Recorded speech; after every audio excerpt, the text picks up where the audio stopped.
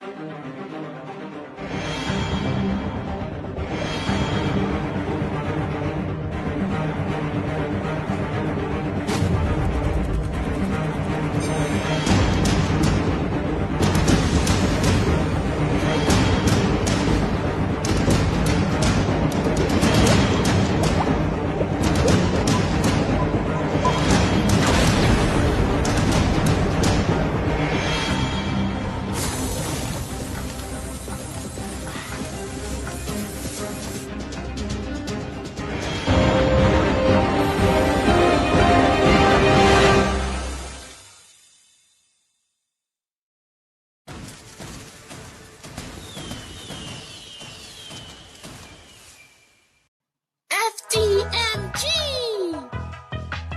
Good afternoon.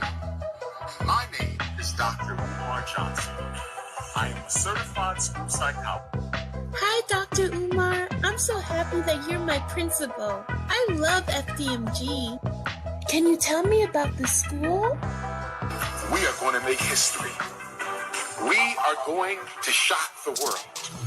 We are going to transform the entire community, one black boy at a time. In this school, you don't have to worry about special education. In this school, you don't have to worry about ADHD diagnoses. In this school, you will never get a phone call from a teacher or an administrator telling you that your child needs dangerous psychiatric medication in order to get an education.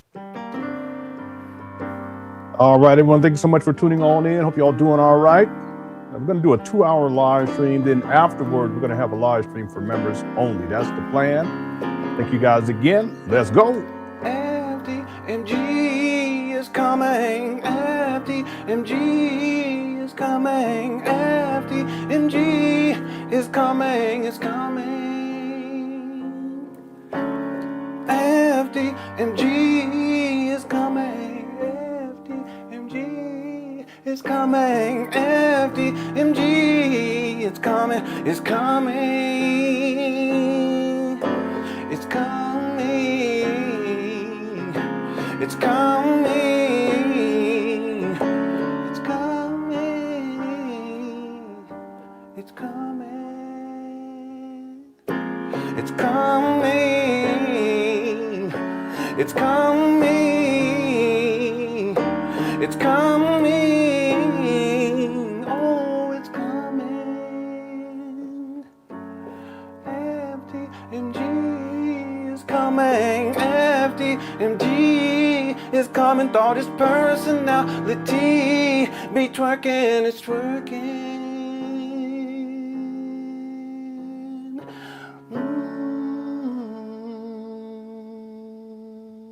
All right. Okay, thank you guys again for tuning on in. This will be a 2-hour show because right after this show, I will be live streaming for members only. We're going to be covering the 2 most recent Umar Johnson videos where he's actually talking about FDMG, just coming up with more excuses as usual. And that will be for members only. Okay, so members, you can look forward to that. And then it'll be archived for members only after that live stream. Today, what we're going to do for everyone here is we're going to finish up with this series dealing with the Umar Johnson, Tariq Nasheed beef, which took place back at the end of 2017, going into 2018. And prior to this one, we did the SETI beef. So if you haven't checked that one out, that's inside of the archive as well. Okay, thank you guys again.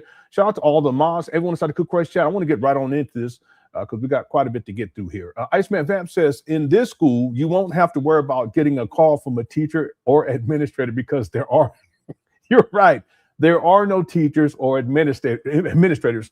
There's no school. There's not even a school, let alone there's no students. So how can you get a call from one of the teachers about your child if there's no students? Your child would have to be a student. Yeah, a lot of this is just Umar running his mouth. And he's gotten people to, I don't know how, he's gotten people to believe that he actually has a school. There is no school. Furthermore, there will never be an accredited, fully functional school with faculty and staff, faculty on the payroll, faculty with benefits, staff, etc. That's not going to happen. Umar is so far away from even finishing renovations, even though he said that the renovations were done back in 2023. So yeah, this is a good point. In this school, you won't have to worry about getting a call from a teacher or administrator, because there are no teachers or administrators. You know, another thing too, I have to say this. Umar, he's so crafty because he's presented his school as if there's not going to be any discipline issues with the boys who attend, so that parents won't even have to worry. Listen, we won't even call you because there won't be any issues with your child. That's not reflective of reality. Okay, he lives in a delusional state. His conceptualization of FDMG is delusional. And then if and when this so-called school is functional, becomes functional, somehow parents aren't going to be getting calls if their child is having a problem or is misbehaving. That doesn't even make sense. That's not how it works. But Umar, he's thoroughly delusional. Thanks, Iceman Vamp, for the super chat. Hope you're doing all right. Amethyst Sugar became a member. Okay, thank you so much. TJ says, in this school, we will study astronomy. That's what Tariq said. He said that's what he said. Yeah, that's Umar. What's up? I thought that was somebody else that I cheated a while. No, that is. Also, Miss Lisa became a member. Thank you so much, Miss Lisa. I appreciate that. Yeah, and Umar did say that he was going to cuddle with the boys too. Yeah, I remember when I first heard that, I was like, "What in the world?" By the fireside, that's what he said. Okay, Doctor says he's at work, going to listen as long as I can on over. Okay, all right, yeah, all right. But listen as long as you can. It'll be archived. You can come on back. How's it going to be highly opinionated? Thanks for tuning in, Sweet D. We will teach drivers helicopter piloting education. Yeah, one time he said he was going to teach them how to fly helicopters. Okay, all right, let's get right on into it, everyone. So we're going to pick back up where we left off yesterday, and we're going to go for about 2 hours, and then we have a members-only live stream right after this. Okay, so here we go. People who were legitimized, well, who I legitimize you through, rather. These are people who felt like you were legitimized through me. So I'm bringing an audience and more people to this dude who's scamming them now. You understand? So that's the dilemma. So a lot of times black folks, Umar's also captured some of the church crowd. And that church crowd, and this is how Umar plays that psychological game on some of those older single mothers. Many of these women are older, raising kids by themselves. So he goes in there talking that the kids ain't nothing wrong with the kids. They just got ADHD, which is ain't no daddy at home disease. Ain't no daddy at home. And oh yes, there ain't no daddy at home. And I'm Papa. I'm Papa. I'm Papa. You dig? You see the mind games? So he goes in there with those women whose the dad ain't around. So he goes in there with that Papa talk. No, I ain't. Yeah, you I can't read that right there. I mean, you. It's free speech, but that's I don't even want to put that out there. You know, Umar, he doesn't care about any of his children. Period. Okay. Sweet D gifted 5 memberships. Thank you so much, Sweet D. I appreciate that. And if you received a membership from Sweet D, make sure you say thank you. Thank Sweet D inside the chat room. Manjaw Files Part 5. Here we go with the Manjaw. All right. This is the finale though, because this is the last video, and we got like maybe 50 minutes of this video. So that's why I'm trying to limit my commentary and get into it sooner so that we won't run overtime. I want to make sure that we get this other live stream in after this one. Okay, thanks, Daxter. Manjaw. Here we go. Somebody said you just as guilty. Stop. You trolling. What's up, Food You never Chill? heard me talk about it. I'm Papa. I'm your daddy. Up in a room full of people. What's up, Miss Nice Touch? But the thing is, when you go run that game on these single mothers and say, you know what, Papa, you know what Papa's gonna do? I'm going to open up a school for boys. I'm going to open up a black school for boys. The black school for boys is going to be phenomenal. It's going to be the only black school in the world for boys that's going to teach them agriculture. It's going to teach them economics. It's going to teach them military science. All that yelling, you do all that yelling and He does a lot of you yelling. know that all that yelling. What's up, James? He And be if your yelling? single mother used to being in church, yeah, he yelling, girl. Yes. Yes, Lord Jesus. You better preach.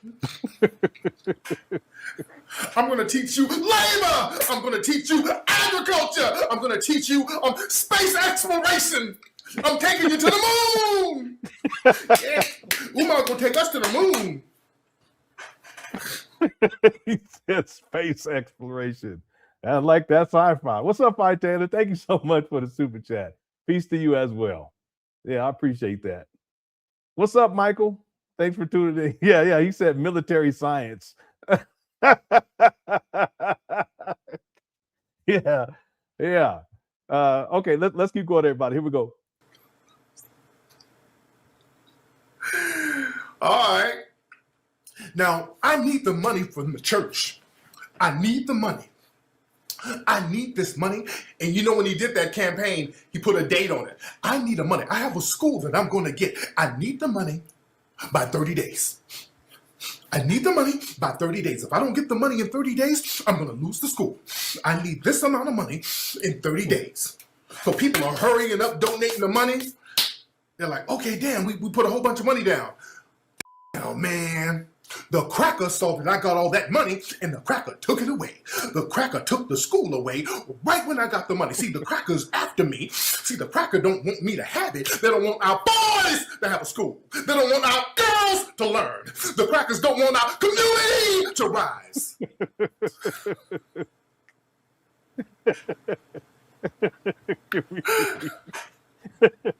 Community. Yeah, when he started doing that, I said, okay, the scam is on. The scam is on. All right? That's why he does all of that in them churches. And now, at this point, the only people who are really with Umar now, the middle-aged church ladies with them single kids, Papa's coming. Papa will sleep with you. I'll be a papa to you and your son. You dig? Yeah. Then Umar said he would teach karate. Yeah, well, martial arts. Back in the day, that's one of the things that Umar was promoting. Like when he first started making inroads in the Black conscious community, Umar was promoting community gardens, like in the hood, to grow your own crops. That's why you're always talking about agriculture. But that was one of the things long time ago he used to talk about. He doesn't talk about it these days, but that's where the idea of FDMG farm comes from. But that was one of his main talking points back in the day. But another thing was to teach children martial arts. Can you imagine Umar teaching martial arts? It's ridiculous. But he'll say anything. Umar will say anything to try to get money out of people. So yeah, thanks, TJ. U225 says Lenae's Cafe be serving scrambled Prince's What? Scrambled Prince's chitlins. I don't get that one. Okay, let's move on. Thank you for the super chats. Okay, here we go. You dig? Because this is the thing. You get a nigga, a broke look before hitting call. Oh, I missed that one. That beat. Yeah, African martial arts, something to that effect. How's it going, Kay? Umar Johnson was a broke, pudgy, Florida Evans shaped who looked like a walrus. Who was checking for Umar Into the Dragon? That was my movie back in the day. That's a classic. Into the Dragon. Yeah. Thanks, TJ. Let's talk about the ladies for a minute. What chicks was checking for that? He was another dusty with a beard running around Philly talking about, I'm the descendant of Frederick Douglass. All right. So that little hustle dried up. You dig? That hustle dried up. So now you put him up on a movie screen Then all of a sudden, hey, I saw you in that movie. You were great. So I don't look like a walrus? No, you were great. I'm a sex symbol. So this in the room yelling at himself in the mirror. I'm thick. I'm not fat. I'm voluptuous. I'm not fat. I'm big boned. I'm What in the world? What in the world? Let me go back. all right. And now at this point, the only people who are really with Umar now, the middle-aged church ladies with them single kids, Papa's coming. Papa will sleep with you. I'll be a papa to you and your son. You dig? Yeah. You dig? Because this is the thing, you get a nigga, a broke, look, before Hidden Colors, Umar Johnson was a broke, pudgy, Florida Evans shaped who looked like a walrus. Who was checking for Umar Johnson? Let's talk about the ladies for a minute. What chicks was checking for that? He was another dusty with a beard running around Philly talking about, I'm the descendant of Frederick Douglass. All right. So that little hustle dried up. You dig? That hustle dried up. So now you put him up on a movie screen. Then all of a sudden, hey, I saw you in that movie. You were great. So I don't look like a walrus? No, you were great. I'm a sex symbol. So this in the room yelling at himself in the mirror. I'm thick. I'm not fat. I'm voluptuous. I'm not fat. I'm big boned. I'm not fat.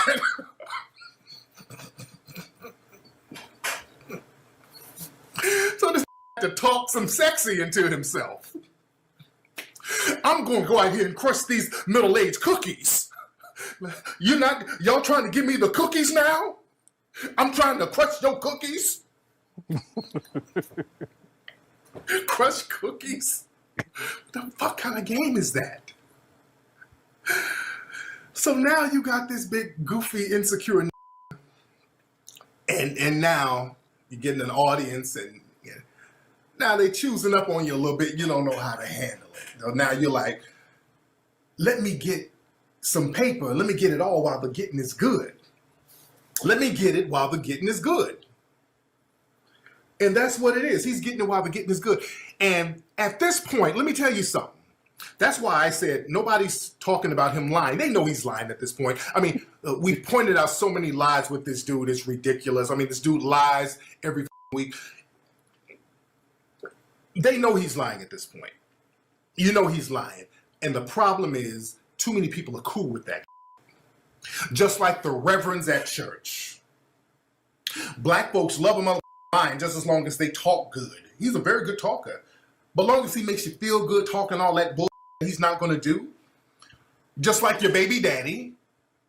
That's why he appeals to single mothers, because your baby daddy come around talking that shit, what he's going to do. A lot of y'all got these little Umar Johnson baby daddies. I know I haven't been around for our son, but when I get my income tax, I'm going to take you to Hawaii, and I'm going to take you to Vegas, and I'm going to buy you some furs, and I'm going to buy you a flat screen TV. They make all them bullshit promises. You know they lying, but you like hearing your baby daddy lie to you. You dig what I'm saying? We love a motherfucker lying. And y'all know Umar is lying at this point. That's why the response to me roasting this, it hasn't been, hey, you know, why don't we stop liars and con men in our community? It's like, why don't y'all stop fighting publicly? See, look at that bull logic.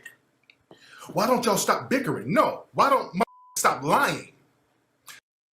Black Mars, what's up? Black Mars says, what is culling teaching them? Yeah, Weirdo. Yeah, that's what Umar said. There's a lot of people that still haven't heard that. Let me pull this up.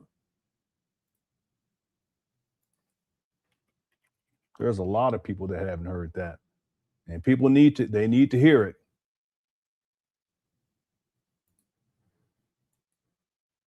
Check this out. Good Yeah, this is from the Big Papa podcast. afternoon, mothers and fathers. Welcome to. And Umar, this is from 2020. Umar's talk, he's so delusional. He's talking as if, I overlaid video and stuff, but he's talking as if the FDMG is open, that the parents are there for a parent orientation, and that the children are enrolled. And let me share with you guys what he says that he's going to do with the boys. But there will be at least 2 days during the week where only FDMG parents are allowed to come and use the fitness facilities. There will also be an on-campus bookstore and clothing shop where you can come and show your school pride by buying your I am an FDMG parent t-shirt, or I am an FDMG parent sweater, or I am an FDMG parent bumper sticker or license plate. Also inside of the school store will be books that many of you may want to read yourself, in addition to all of the books that will be required for our children. Their initial set of textbooks are already included in the tuition, but if they lose their textbooks, they will have to purchase them from the school store. For the first year of operation, we will have second grade, we will have third grade, and we will have fourth grade.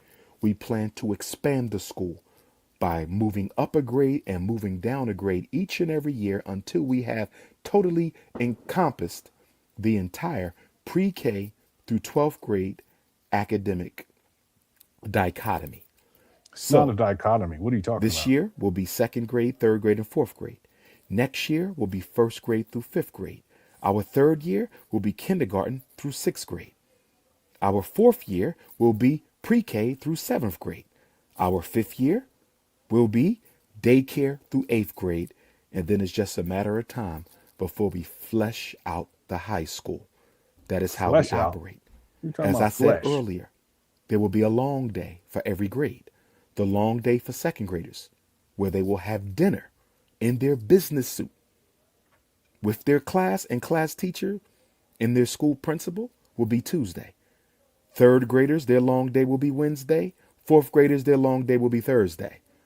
Your students will be dropped off to their homes following the dinner and fireside chat with Dr. Umar Johnson.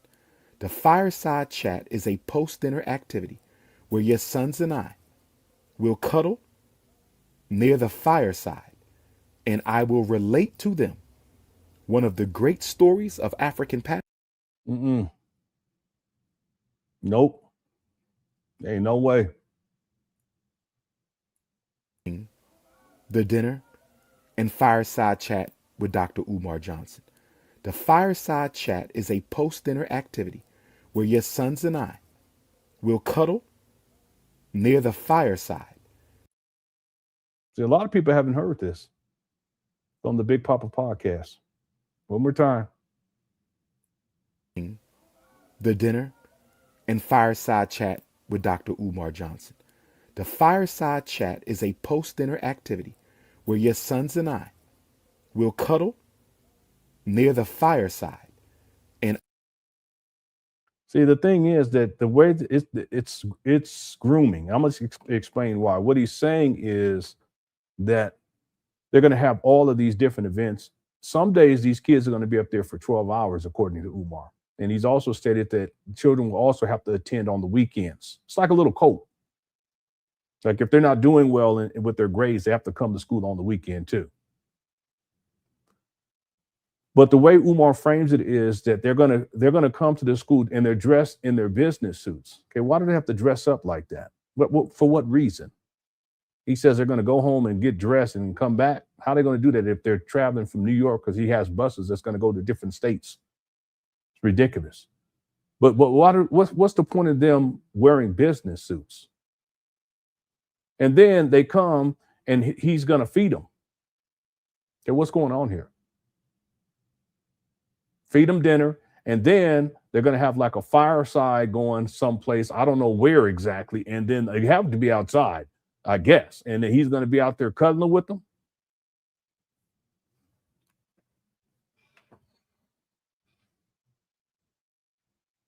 Yeah, this is from the Big Papa podcast. A lot of people don't know about this. I only have 2 of them. I have the Big Papa podcast episode, I want to say 6 or 8 and episode 16. I can't remember which episode this one was.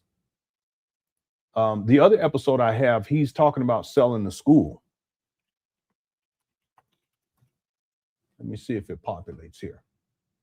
Yeah, I have Big Papa podcast 8. That's where he's talking about the sale of the school. And then Big Papa podcast number, I got it backwards. Big Papa podcast. One of them is 6, I think. I can't remember which one. But the Black Parent Orientation video that we're listening to right here, this is from May 16th of 2020. And Umar, he goes on and on and on with this, as if the school is open.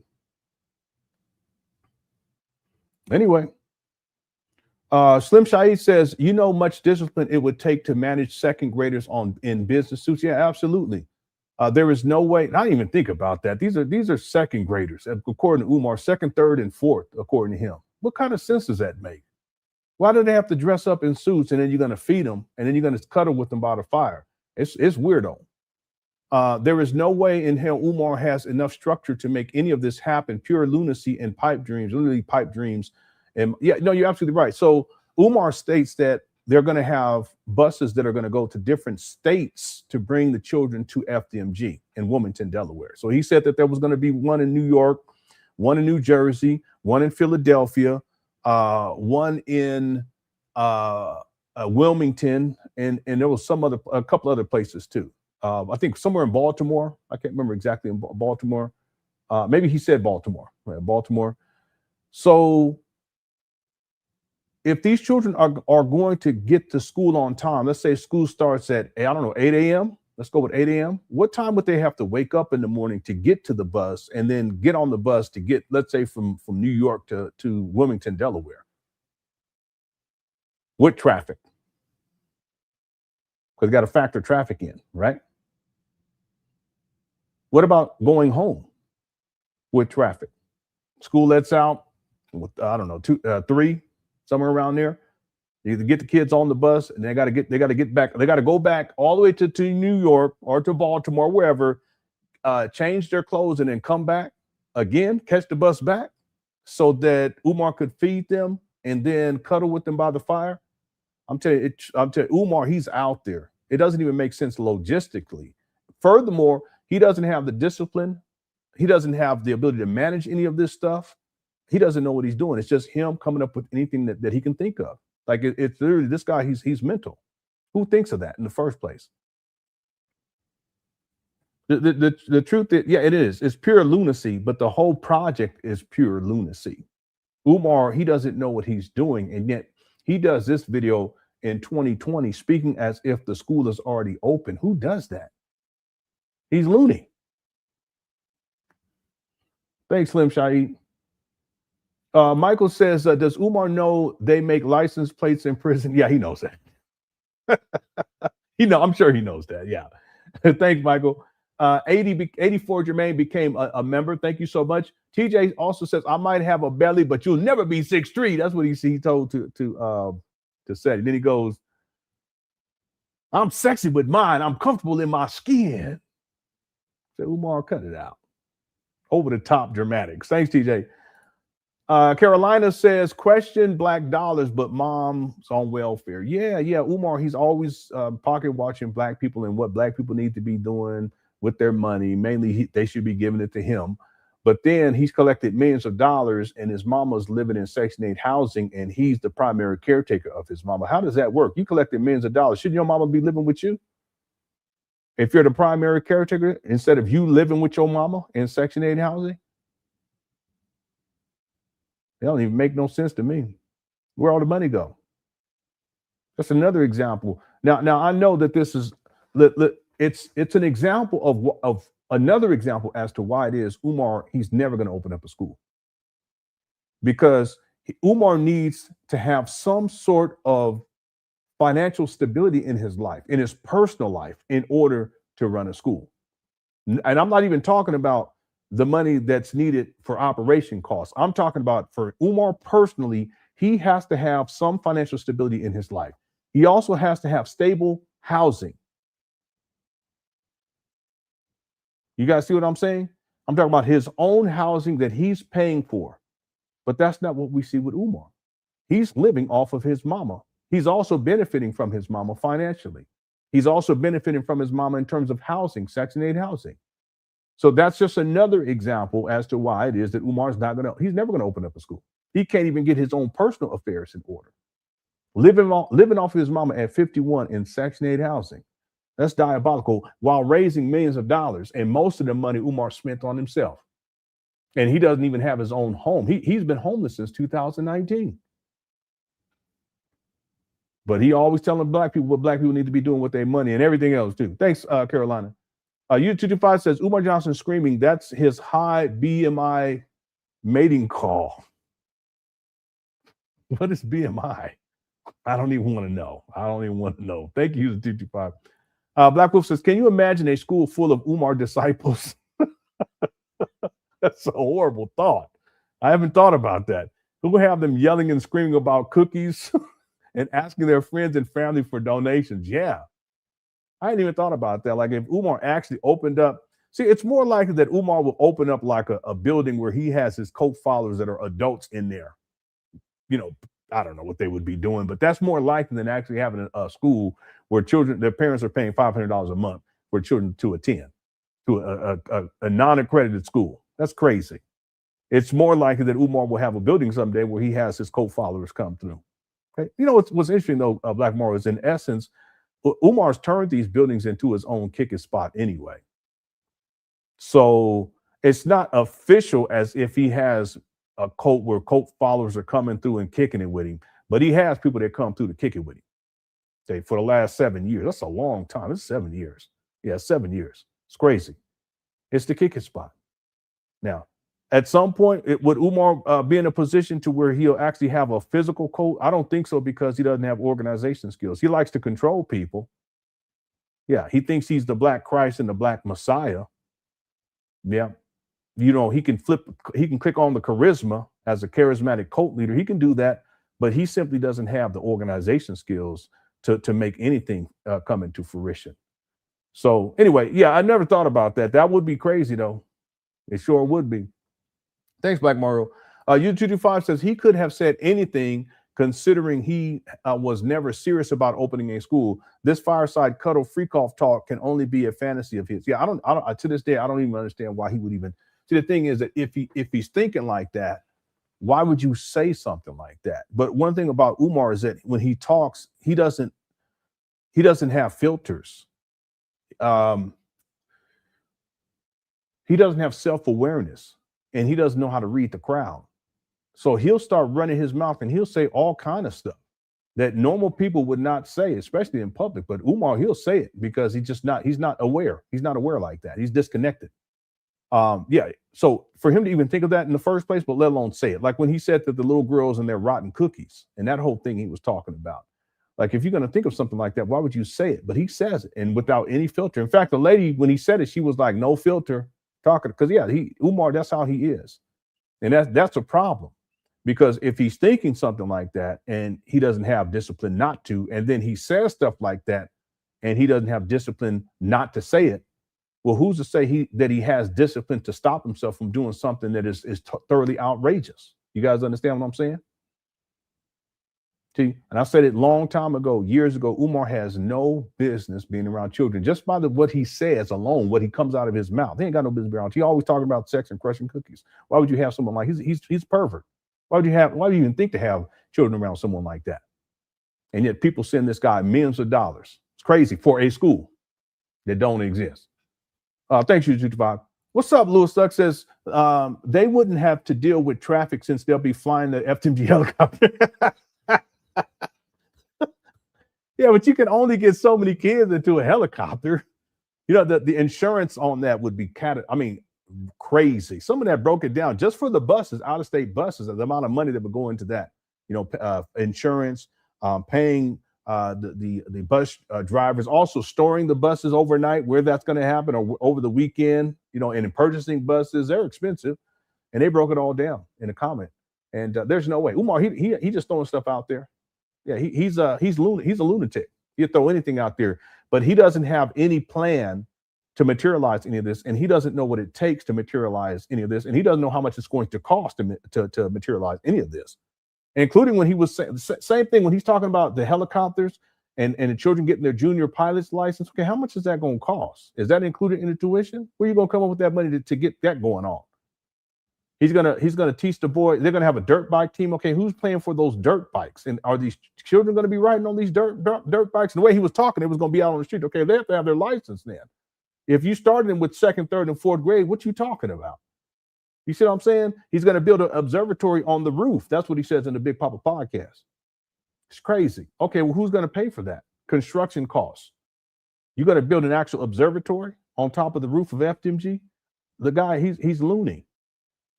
He doesn't know what goes into any of that. He doesn't know how much it's going to cost. He's not thinking about logistics. He's not thinking about whether or not it's financially viable long term. Instead of spending money on building an observatory or teaching the boys how to be black Rambos or teaching them or having a gun club, why not take that money and put that and direct that into the programming for the school, meaning academic endeavors in the school?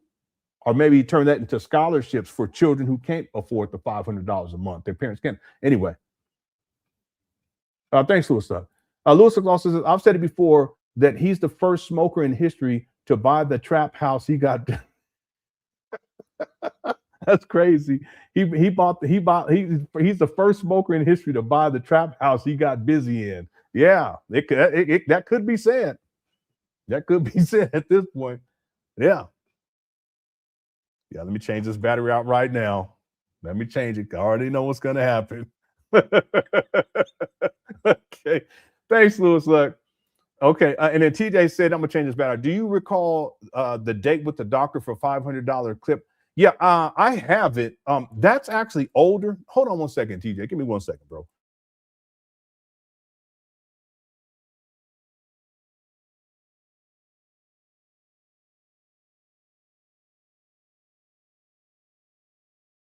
All right, I'm back. Yeah, I apologize. I have to change these batteries. I try to get as much out of these batteries as I can, even though I got like boxes and boxes of them. That's how I am. I'm real frugal like that. I need to stop being like that, but that's how I am.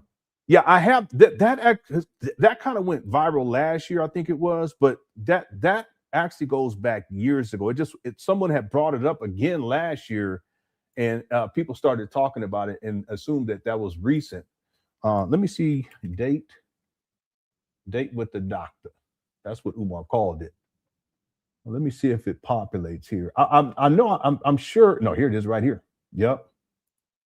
No. I think this is Umar responding to that foolishness after people were talking about it. But let me pull this up and see just in case. No, this might be it because this is from 2023. All right, give me 1 second. Yeah, Umar, he was trying to get money by any means necessary. He said that I'm gonna sell myself, date with a doctor. You just pay. I don't know. I can't remember if it was 500 or what he said it was.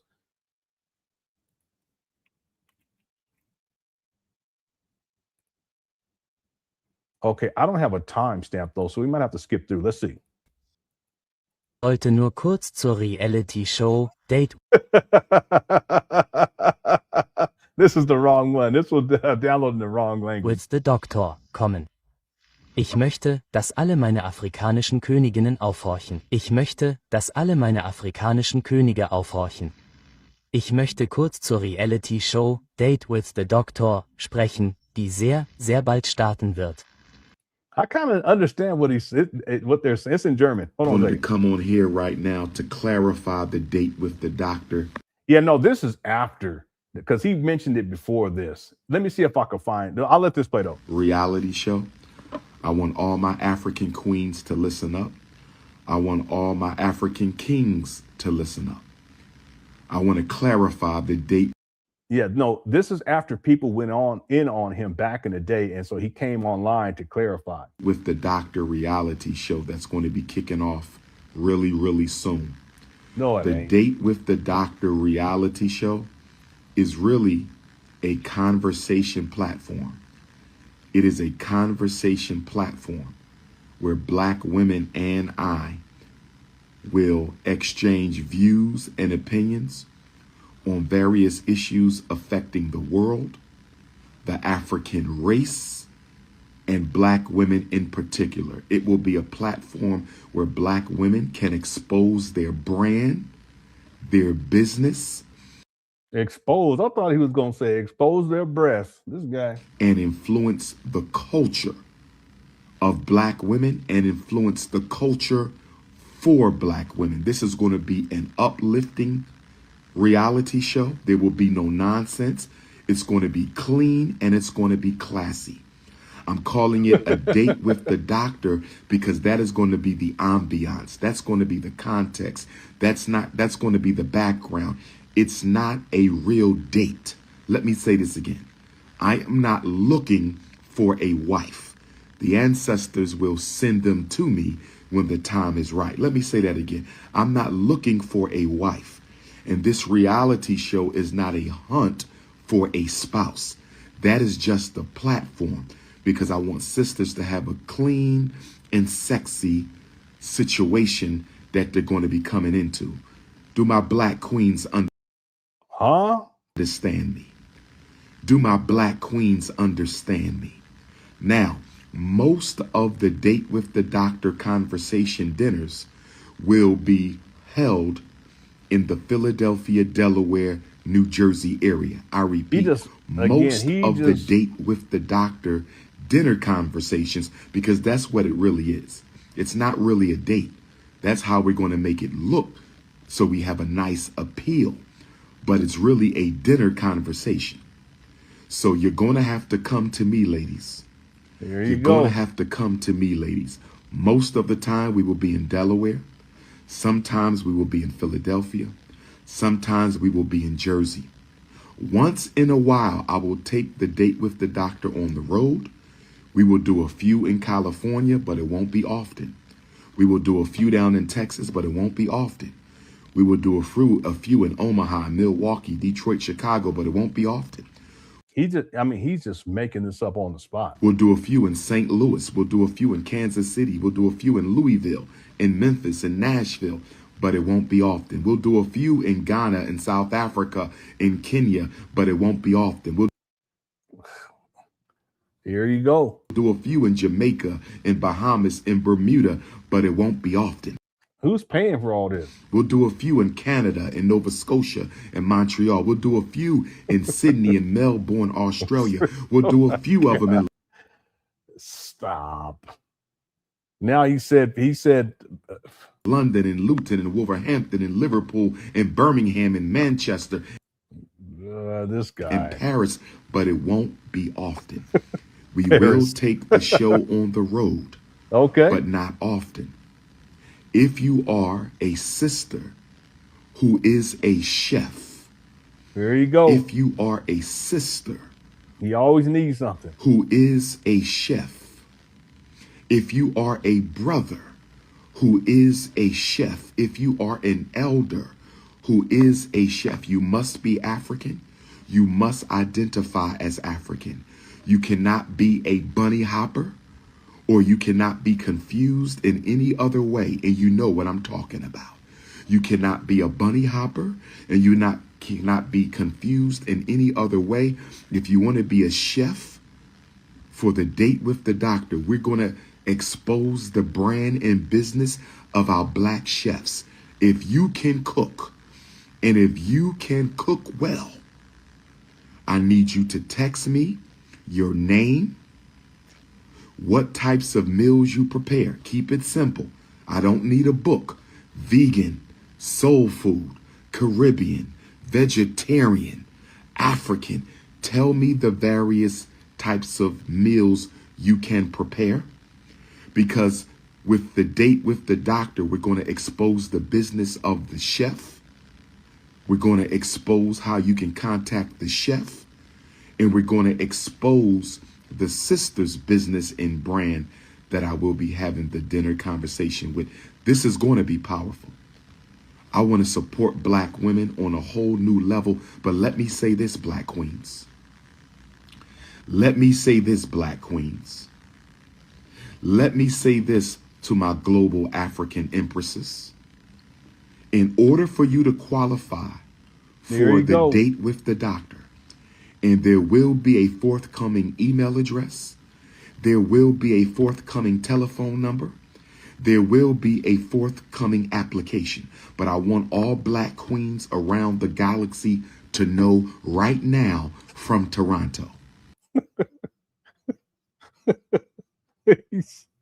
He said from around the galaxy. Right now from Toronto. Telephone number. There will be a forthcoming application. But I want all black queens around the galaxy to know right now from Toronto. I want you to know right now from Toronto. And if you have a restaurant that you want to be the location for a filming of Date with the Doctor, if you have a beautiful black restaurant where you can turn the lights down, oh, here you go. You can turn the lights down low, put on some Luther Vandross. What's up, Larry? He's here go Umar. Here he go. Candlelight, where my video crew can really capture the essence of the conversation. What video crew are you talking about? We want to expose your black restaurant. We want to expose your black restaurant, but it got to be a nice place. Can't be a hole in the wall. No disrespect. It can't be a hole in the wall. No mice, no roaches, none of that. It got to be a nice, clean. What in the world? What in the world is going on?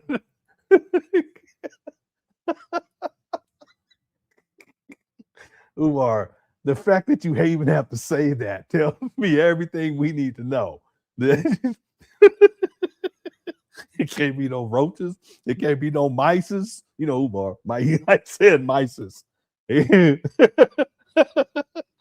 Oh, man, this guy. Why would you even have to say that? Be a hole in the wall. No disrespect. It can't be a hole in the wall. No mice, no roaches, none of that. It got to be a nice, clean. What in the world? African black restaurant. If you have a restaurant, say, Dr. Umar, I want you to come and do your date with the doctor in my restaurant. Dr. Umar, I want you to come do a date with the doctor in my restaurant. Okay, very important. International Africans, you can hit me up on WhatsApp. If you got a restaurant in Ghana, you got a restaurant in Panama, you got a restaurant in New Mexico, you got a restaurant in Brooklyn, you got a restaurant in Toronto, you got a restaurant in He loved his geography. You got a restaurant in Nova Scotia. You got a restaurant in London. You got a restaurant in Luton. You got a restaurant in Wolverhampton. You got a restaurant in Kenya, a restaurant in Tanzania. You got a restaurant in Liberia. You got a restaurant, a black restaurant in China. Let me know where the beautiful black restaurants are. I need to hear from the owner. I'm not looking, you find me. I'm the Prince of Pan Africanism. I will not be looking for you. If you want the date with the doctor to be in your restaurant, you need to reach out to me. Otherwise, you will be a traveling chef. You will come to Dr. Umar, prepare your meal in the very place where we will be doing the date with the doctor. Whether that's an Airbnb, whether that's a hotel, whether that's a home that we rent, we will work that out. We will work that out. But let me get to the details. If you need to reach me by text or WhatsApp, +1 215-989-9858. If you he need didn't to reach say me. China, did he? I wasn't even looking. He didn't say China. I was looking at something else over here. Did he say by China? Text message, direct or WhatsApp +1 215-9899. Yeah, I know. See, he can't say that we're gonna have it at he can't say we're gonna have it at my house because he's been homeless since 2019. 9858-215-989-9858. Black women, You cannot be a candidate on my show unless you are an entrepreneur of some kind. I don't care if you sell cookies. I don't care if you sell candles. I don't care if you sell perfumes. I don't care if you do massages, if you have a restaurant. I don't care if you do mail order. You must be an cookies, massage, mail order.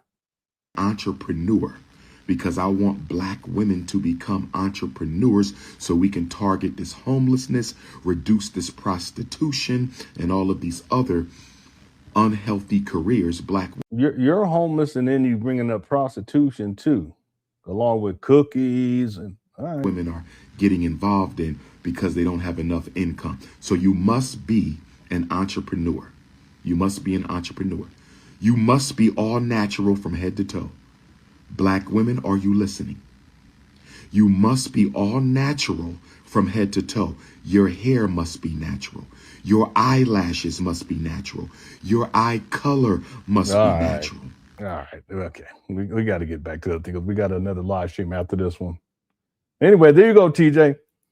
Carolina, thanks for that. Carolina says getting CDLs in is 5,000 minimum pilot's license. Yeah, I know. Financially speaking, it's just ridiculous. He said the children are going to get their junior pilot's license. He's also going to have buses that are going to be going to different states to bring the children back to Wilmington, Delaware for the morning time, and then also after school to take them back home. Just ridiculous. Financially, it just doesn't work. It's not financially viable. But Umar he hasn't thought about that. He hasn't put together a business plan. He hasn't put together an itemized list of expenses. How much is he going to pay each teacher? How much is he going to pay security? How much is he going to pay the counselor or counselors, or if he has a vice principal? He doesn't know any of that. He said that the school was going to open in September 11, 2013. He still doesn't know. He said that in 2010. 16 years later, and he doesn't have a business plan. So yeah, it makes no sense, and financially, it's not going to happen. It's not going to happen. There's no way. Gazelle Princess says Umar a prostitute. Yeah, well, the video I'm showing here, this is him coming back to try to clarify and clear things up because people were going in on him back in the day about this when he was talking about a date with the doctor. I would have to go and find I have it. I just don't know which video it is. And so for Umar to say that people were going in, so he had to come back and kind of make it make sense. But it sounded like, from what I remember, yeah, it sounded like it was a prostitution type of thing. They're going to pay him $500 to go out on a date. And then he was like, yeah, but there's not going to be anything sexual. Yeah, but no, with Umar, everything is sexual. That's because he's perverted like that. Anyway, that's why he had to come back to try to clarify and fix it, if you will. And then last year it was brought back up. Okay, but this is older stuff. Thank you guys for the presence. Lewis X says, I think his followers deep down know this ain't happening, but people like a good story. I've given homeless people money after they gave me a story I didn't believe, but I gave it to them anyway. Yeah, I've done that too. Yeah. I was watching this video the other day. It was a homeless guy, and this brother said, you want me to cut your hair? The homeless guy was like, yeah. And he cut his hair. He gave him some new clothes, gave him some new shoes. And then the last thing he did, and it was all cool. I mean, it was really, really, a really nice gesture. But then the last thing he gave him was some money. And when he handed him the money, I could tell right away that the homeless guy was going to go smoke it up. I knew right away. I could tell right away. So the thing is that sometimes we can get into a mode where, we know something's not quite right, but there's a part of us that we still want to help in our own little way. Okay. So, yeah, I think that is the case with some Umar Johnson followers who have donated, the donors. That's something and I think that a lot of his followers know that FDMG isn't going to happen, but that's not what they follow Umar for. They follow Umar for all the other foolishness that he's involved with. But the donors in particular, I think there's donors who still donate, and they know inherently that it's not going to happen. There's a sunk cost fallacy, but they want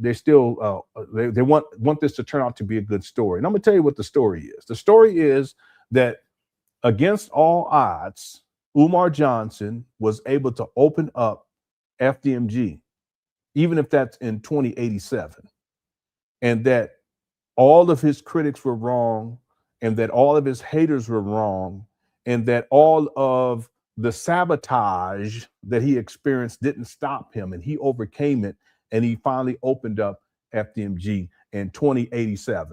That's the story that people, a lot of these people that be still believing in this foolishness, that's what they want. That's what they want. They want to see this play out. I'm telling you right now, that's not going to happen. Umar's about to be 52. Is that right? Yeah, he's about to be. Is that right? Yeah, he's about to be 52. He hasn't even finished renovations yet, even though he said he did in 2023. He said the school was open in 2024. He said that renovations were completed in 2026 twice already. They're not. But even after renovations, there's a whole other process that's going to take, it's going to take a lot of time, and it's going to take a lot of money. He has to furnish these bandos. He has to get IT infrastructure in place in these bandos. So let's say all renovations are done. He has to hire faculty and staff. He has to hire teachers. He has to have an HR, because HR is going to have to, I'm telling you, Umar has no clue. He's going to have to hire security. He's going to have to figure out how they're going to pay for lunches, because there's no cafeteria in the small building and the small gym. There's a whole list of things just to get to the point to where he has to get children enrolled where their parents are going to be willing to pay $500 a month. See, if he's changed the grand opening date at least 31 times, and he's also stated that it's going to open in 2027. You guys realize that he should have already started this process if the school is going to open in 2027. Excuse me. Umar stated that he's changed the grand opening date 31 times. And then most recently, he changed the grand opening date to 2027. But if he's going to open up in 2027, which is not going to happen, then he needs to have already started the process of hiring teachers, hiring faculty and staff. You guys see what I'm saying? Having the security, having the school nurse, having the curriculum in place, having everything furnished, having the 401k plan and benefits for all of that, HR, and a whole host of other things, including school buses. And you know what? Even if Umar started on all that today, let's say renovations were completed and he started on all that today, he's a one-man show. He wouldn't get that all done for the next 4 or 5 years, even if he tried. So yeah, people they want this to turn out to be a good story, but it's not. It's a catastrophe. It has been for many, many years, and people, they're delusional. They think that somehow he's going to pull this off. No. And the irony is, Louis Luck, is that Umar, he has no intention of pulling it off. That makes sense. There's no incentive for him to actually open up the school. He can just keep asking for money, beg for money indefinitely, and people going to send it to him. All right. Thank you for the super chat.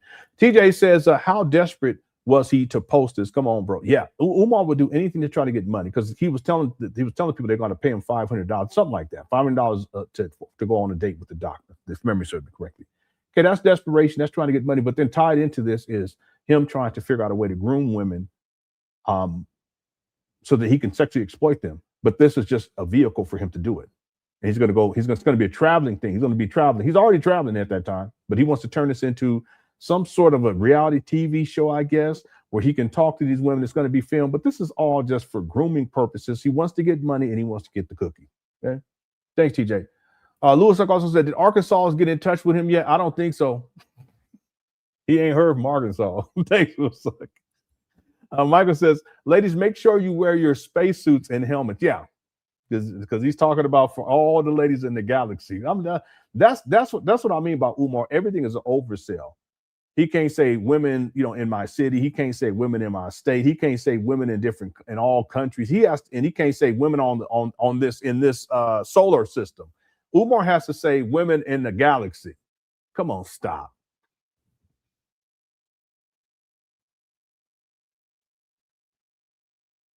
This guy, I'm telling you, that's the art of the oversell with this guy. But that's what charlatans and scam artists do. You guys can look for that. They oversell. Okay. All right. Thank you, Michael. Carolina says, hole in the wall. He don't know what that means. Yeah, he doesn't know what that means. But someone has said in the chat room, he's probably referencing his own type of living conditions or what they have been, where he has roaches and mice and rats and all that kind of stuff. That's why he brings, because no one's going to bring that up like that. It just makes no sense. Most people, even if they have having that experience, they're not going to bring that up. But Umar brings it up because he doesn't have any filter. Okay. Thanks, Carolina. U225 says, Cook Crush Shack Queens, 225 knows how to make jerk chicken. 225, no, all right. Okay. Oh, by the way, our goal for likes is 400. Actually, let's go for 300 because we're only going to be here for another hour. I have another show set up after this one for members only. So let's go for 300. We're at 177. Okay, so if you're enjoying the show, make sure you hit that like button. Take 2 seconds. Okay, James says, I got to find the video when Umar went live and he stopped talking because he heard a mouse moving and scratching around in his mama closet. I don't remember that. Did we cover that? I don't remember that one, James. Do you know what year it was at least? Because I'll start looking right now. Do you remember what he had on? I mean, does anybody remember that? You sent it to me a long time ago. I don't remember that. I mean, I don't remember covering that.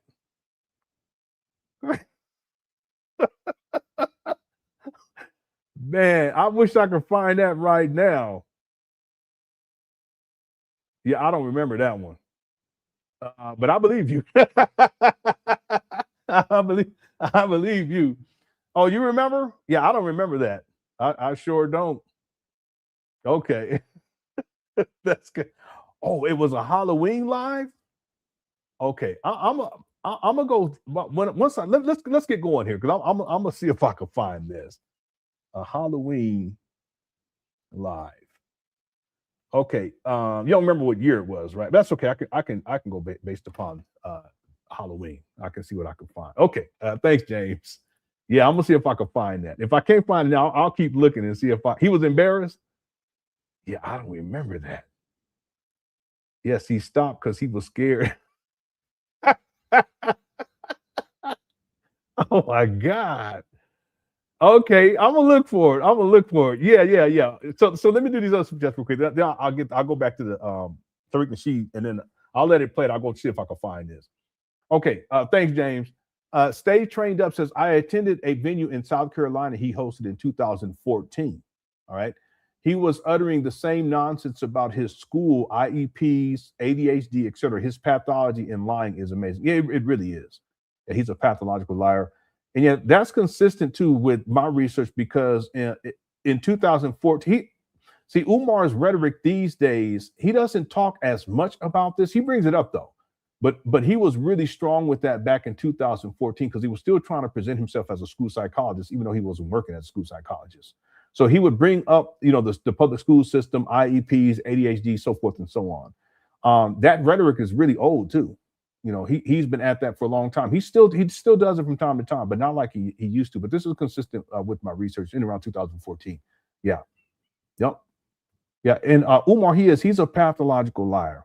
That's the big thing with Umar. And once you figure it out and you recognize it, then you can, when you listen to him, you'll know right away when he's lying. There's times where you can tell he's literally making up stuff on the spot. He'll make up statistics on the spot. And then he just keeps going. It's like he doesn't stop. Nothing in his mind says, okay, you lying, you shouldn't be saying that. No, he'll just keep going. And he builds upon the lie and he builds upon the lie. Yeah. It's a pathology. Thank you, Stay Trained Up. Munya says, in all fairness, it takes a certain level of skill to successfully finesse Black folks out of $1 million without having to clock in to a W-2 job, just using your mouthpiece to ask for donations. Yeah, it does. You have to be skilled at it. And you also have to be a sinister person too, because the thing is, Umar's been doing this for such a long time and he has no remorse for it whatsoever. See, he doesn't feel shame about it either. That's why he just keeps, this guy, he can do this for the next decade. He's been at this for a long time. He's been at this. He's been living off of Black people for such a long time. He's finessed millions of dollars out of Black people for a school that doesn't exist. He has no incentive to change and he has no remorse. Sometimes The incentive to change is when you feel bad about doing something wrong. You know what I mean? I think we've all been there in life. When we've done something wrong, you know, it may not even been purposefully, but then we did it anyway, and we did it. And later on, we feel really bad about it. And so we recognize we need to change, you know, we need to change things. Well, Umar, he doesn't have that. He's a sociopath. So he's been at this for such a long time. He's collected millions of dollars. He's finessed black people for all this time, been living off of black people for such a long time. And he feels no remorse. So he has no incentive to make changes. Yeah, you have to have a certain type of skill. You also have to have a certain type of mentality. He's a narcissistic sociopath, borderline psychopath, in my opinion. Because most human beings, they're not going to do that. Or even if they make a mistake, they won't keep doing that. But Umar, he for whatever reason, he just won't stop. See, I don't even think it registers that he's doing wrong.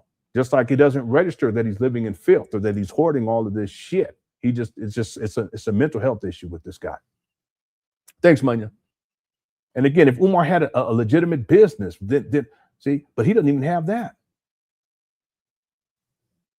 Thanks, Manya. And then real last point, he pretends as if he's a school psychologist in 2026. No, he's not. Anyway, thanks, Manya. Rosetta gifted a membership. Thank you so much. And also, Mad Swami gifted a membership. We'll be doing another live stream for members only right after this live stream. I already have it set up. Okay, thank you guys for that. Very kind. And thank you guys for all of the super chats. Pimp in Distress says, just giving a shout out to you, big homie. Let's keep it going. Yeah, thank you so much. I appreciate that, Pimp in Distress. Thank you guys so much. Thanks everyone inside the Cook Crush chat for tuning on. I know we started a little early, but that's because I needed some time so that we can get with members after this live stream. And then I need to go to bed relatively early tonight. Okay, I haven't been getting enough sleep more recently. But thank you for that. I appreciate the super chat and respect. All right, and then Enterprise. What's up, Enterprise? Says I donated to Umoys, but if I ask the question, I'm getting put in the book of heroes. Yeah. Hey, Tardians, try your luck with your king if you want to. Yeah, that's the thing. Even Umar always says that his donors aren't his critics. That's not true at all. And the other thing is that when even his donors, when they've asked him about the donations, Umar, he goes off. He loses it. I've seen donors who said that Umar blocked them. Yeah, this is the people that sent the money, but they ask him about the money and he blocks them. It goes to show you, like, Umar, it's not about people. It's not about his fan base. It's not about his donors. It's not about the children. It's about Umar and money.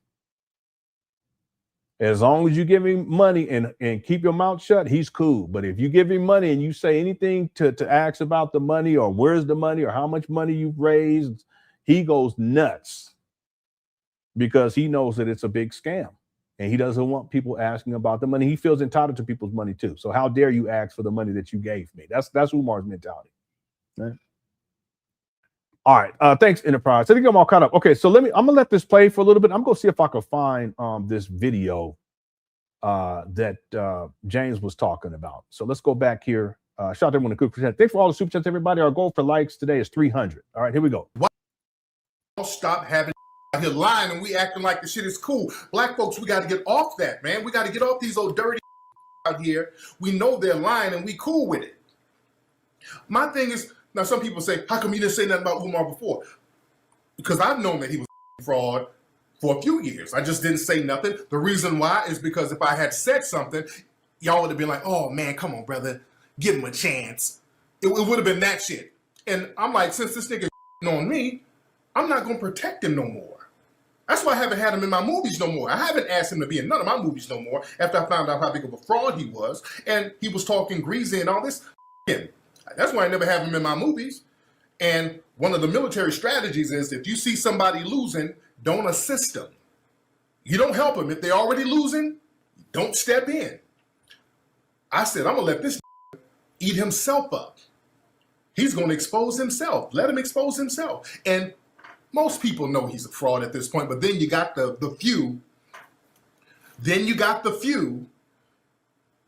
Like, oh man, is he really lying? No, if a mother is losing, just step out the way. Because the thing is, if you see somebody who's losing, and then you jump in and kind of let everybody know or try to expose them or whatever, they can use that to say, hey, I'm being attacked by this person. They're just trying to attack me. And they can kind of use that and kind of spin it. Nah. I ain't doing none of that. I let you see what I saw back then.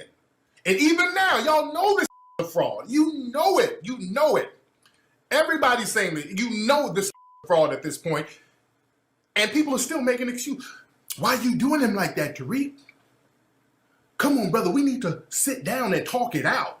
We got to stop this thing. What am I going to talk to Umar about? What are we going to talk about? There's a point where you just have to stop with certain people. Umar is a known scammer, con artist, thief at this point. What are we going to talk to this about? There's nothing to talk about. When this been just caught fraud and over again, ain't no talking no more. Talk it out means let's do something so he can lie to us some more. You know what that is? That's let's do something so he can lie to us some more. We like it. We know he's lying, but we kind of like his lies. It's like the preacher can do no wrong. That type of shit. That's why he likes that preacher mentality. He likes that preacher vibe. That's why he likes that preacher.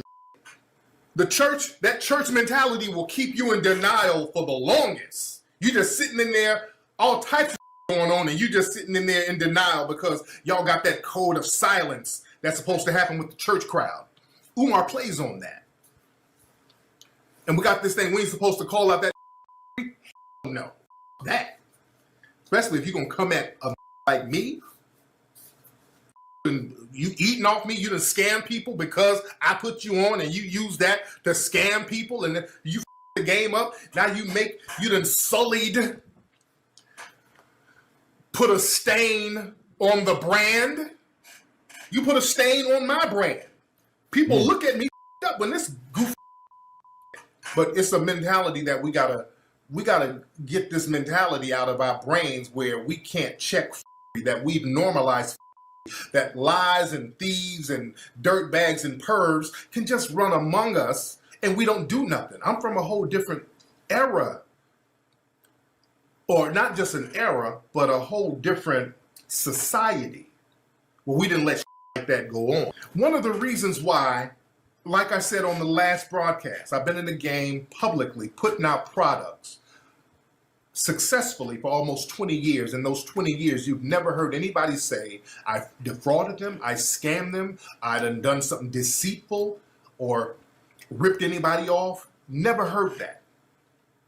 Never heard that about Tariq Nasheed ever. You never heard somebody say I stole some money or I owe him money. Nothing. Nothing. Because I come from a place where out here, LA, in that street environment, doing that type of shit, that's you killed. That's you up where I came from. So I learned early on, I got to be straight up and down. If I want to operate out here and really handle business out Yeah, but he says where I come from. He's not from Los Angeles, though. out here like that, if you want to be in this type of environment, you got to have some kind of integrity about what you mean and what you say, and you got to say what the you mean and do what the say you're going to do. And I've kept that with me. You dig? But in these other communities, you can lie and bullshit people, run game, con them. You dig? Yeah, I'm still looking for that video. He said, I keep all the proceeds from Hidden Colors. Mother, it's my business. That's my business. Just like he kept all the proceeds from that non-existent school. That is not business. That's thievery. You dig? You see how he's always trying to project onto other people about somebody's proceeds. He cannot talk about any proceeds, about anything. Created a product, sold a product, and that's what it is. He stole money from people, said he was going to do something, didn't do it, and cursed everybody out who asked him about it. How dare you ask Papa? Man. Man, man, man.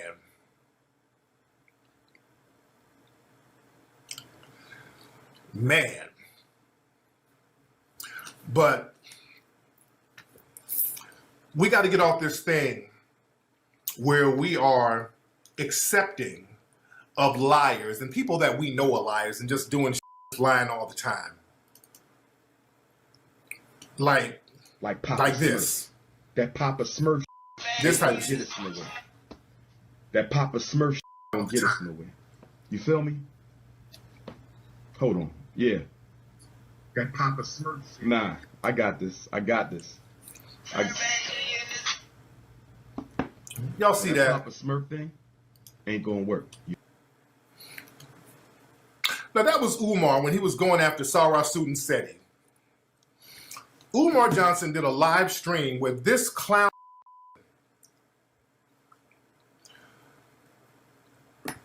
acted like he was on the phone talking to imaginary goons. All right, let's just look at the seriousness of that stupid that you just saw right there. And that's indicative of this right here. This picked up a phone like he was talking to some imaginary goons,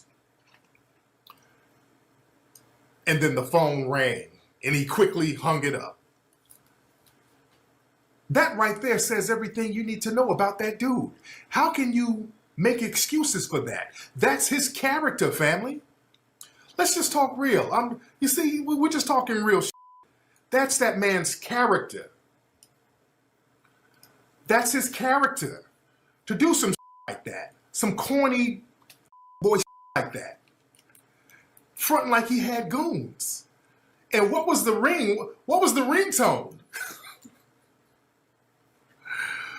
was the ringtone on the phone? Was it Chris Brown? What was it? LW? What was that?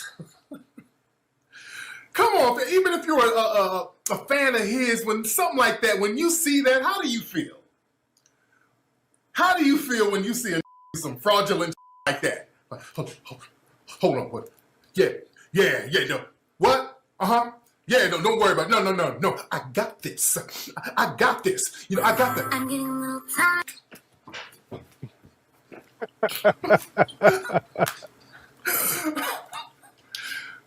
That phone had 3LW on it.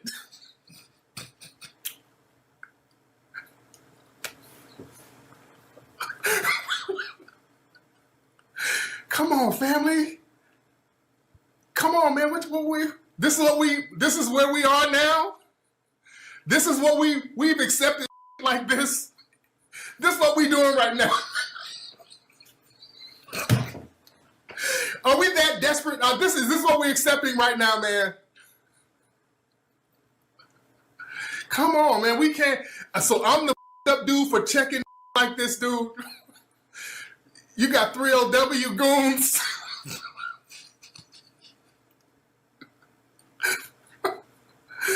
This, come on, man.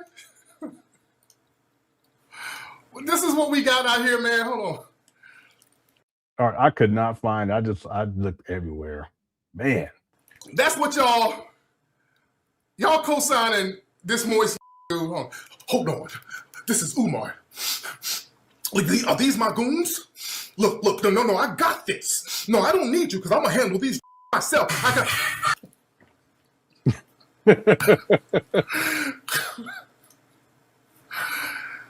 Oh man. Come on, fam. Oh. If it looks like a duck, walks like a duck, talks like a duck, it's a fucking duck, man. It's a duck. My God. You dig? But family, we gotta be in a position where we say no lies, no bullshit. We find out you scamming and hustling and conning. There's nothing to talk about. Y'all, please don't come to me talking about I need to sit down and have a conversation, have a phone call, have a sit down with frauds, man. No, thank you. No, thank you. No, thank you.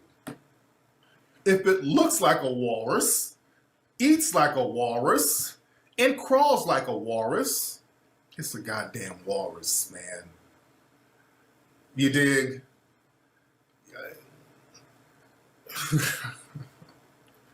And again, like at this point, Umoist,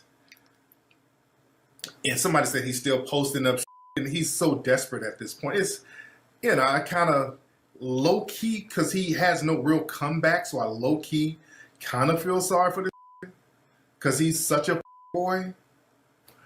But I want to tell my people who roll with Tariq and Nasheed, and I want to say this genuinely, because especially my people who were down before the Hidden Colors series. Because even before the Hidden Colors series, you know, we talked about that. The genesis was right here. I'm on YouTube now, but I was on Ustream, and a lot of my Ustream people are in here now. And we sat here and we talked about doing a movie. We talked about what it was going to be about. I got some ideas from the family. We talked about what it was going to be about. And if y'all, some of you guys who have been listening to my Ustream for like a decade, when I started talking about the Hidden Color series, I just got off tour. I was on tour. And I was at my home. I think I had my red curtains. Y'all used to clown my red curtains in the back. I just got off tour. And Kickstarter was something new. And we were talking about what we need to do, what kind of projects we need to do about Black education, Black empowerment. And I said, I'm going to do a movie about Black history and just tell it in my own way. And in my pocket, you guys know it was 2010. Fly since it was 2010. Because I remember, because I was in Australia, I was all over the place. And I came up with $20,000 on Kickstarter. I came up with that number because at the time, I just got off tour. I came right from the airport to do my live Ustream show that Sunday. And I had $20,000 in my pocket, and I pulled it out on air. And I said, look, I got 20 grand right here. If you guys can match me, I'll do this movie. If you guys, there's a new thing called Kickstarter. And if you guys can match me with this 20 stacks, I'll do the movie. And within a month, people got the 20,000, people donated. My people was my people on Ustream who got that popping. Then we did the movie and everything was history. And I have to say, I have to apologize for Umar Johnson because that's my responsibility. I'm the captain of the ship. I'm apologizing to all the people who invested in the Hidden Colors franchise, the people who were moved by the Hidden Colors franchise, the people who are being educated by the Hidden Colors franchise. Because now this dude, yes, Sabir Bey, that was another one, the two dudes from Philly. But now you got this dude, he just couldn't handle the notoriety. I tried my best. I don't want to hear all that, man. We got to come together. We got to work it out. I tried my best to try to, you can only do so much for people, man. You can lead a goddamn horse to water, but you can't make it goddamn not start bucking and kicking all over the place. You dig? I tried my best to try to help the cat out when I saw some of the happening. I tried my best to be neutral. I tried my best to kind of protect the community to a certain degree from that type of behavior, and I've distanced myself. That's why I just didn't have him in no more of my movies. There was a reason why. I just didn't have him in no more of the movies. You dig? Unfortunately, we created a monster. You dig? We created a bit moist, Florida Evans shaped, walrus looking, herpes infected monster. Oh my goodness. We got a monster out there. that we created, unfortunately. And that monster is trying to destroy the community, to be honest. We got to be very honest. We're going to talk real shit. But like I said, man, unfortunately,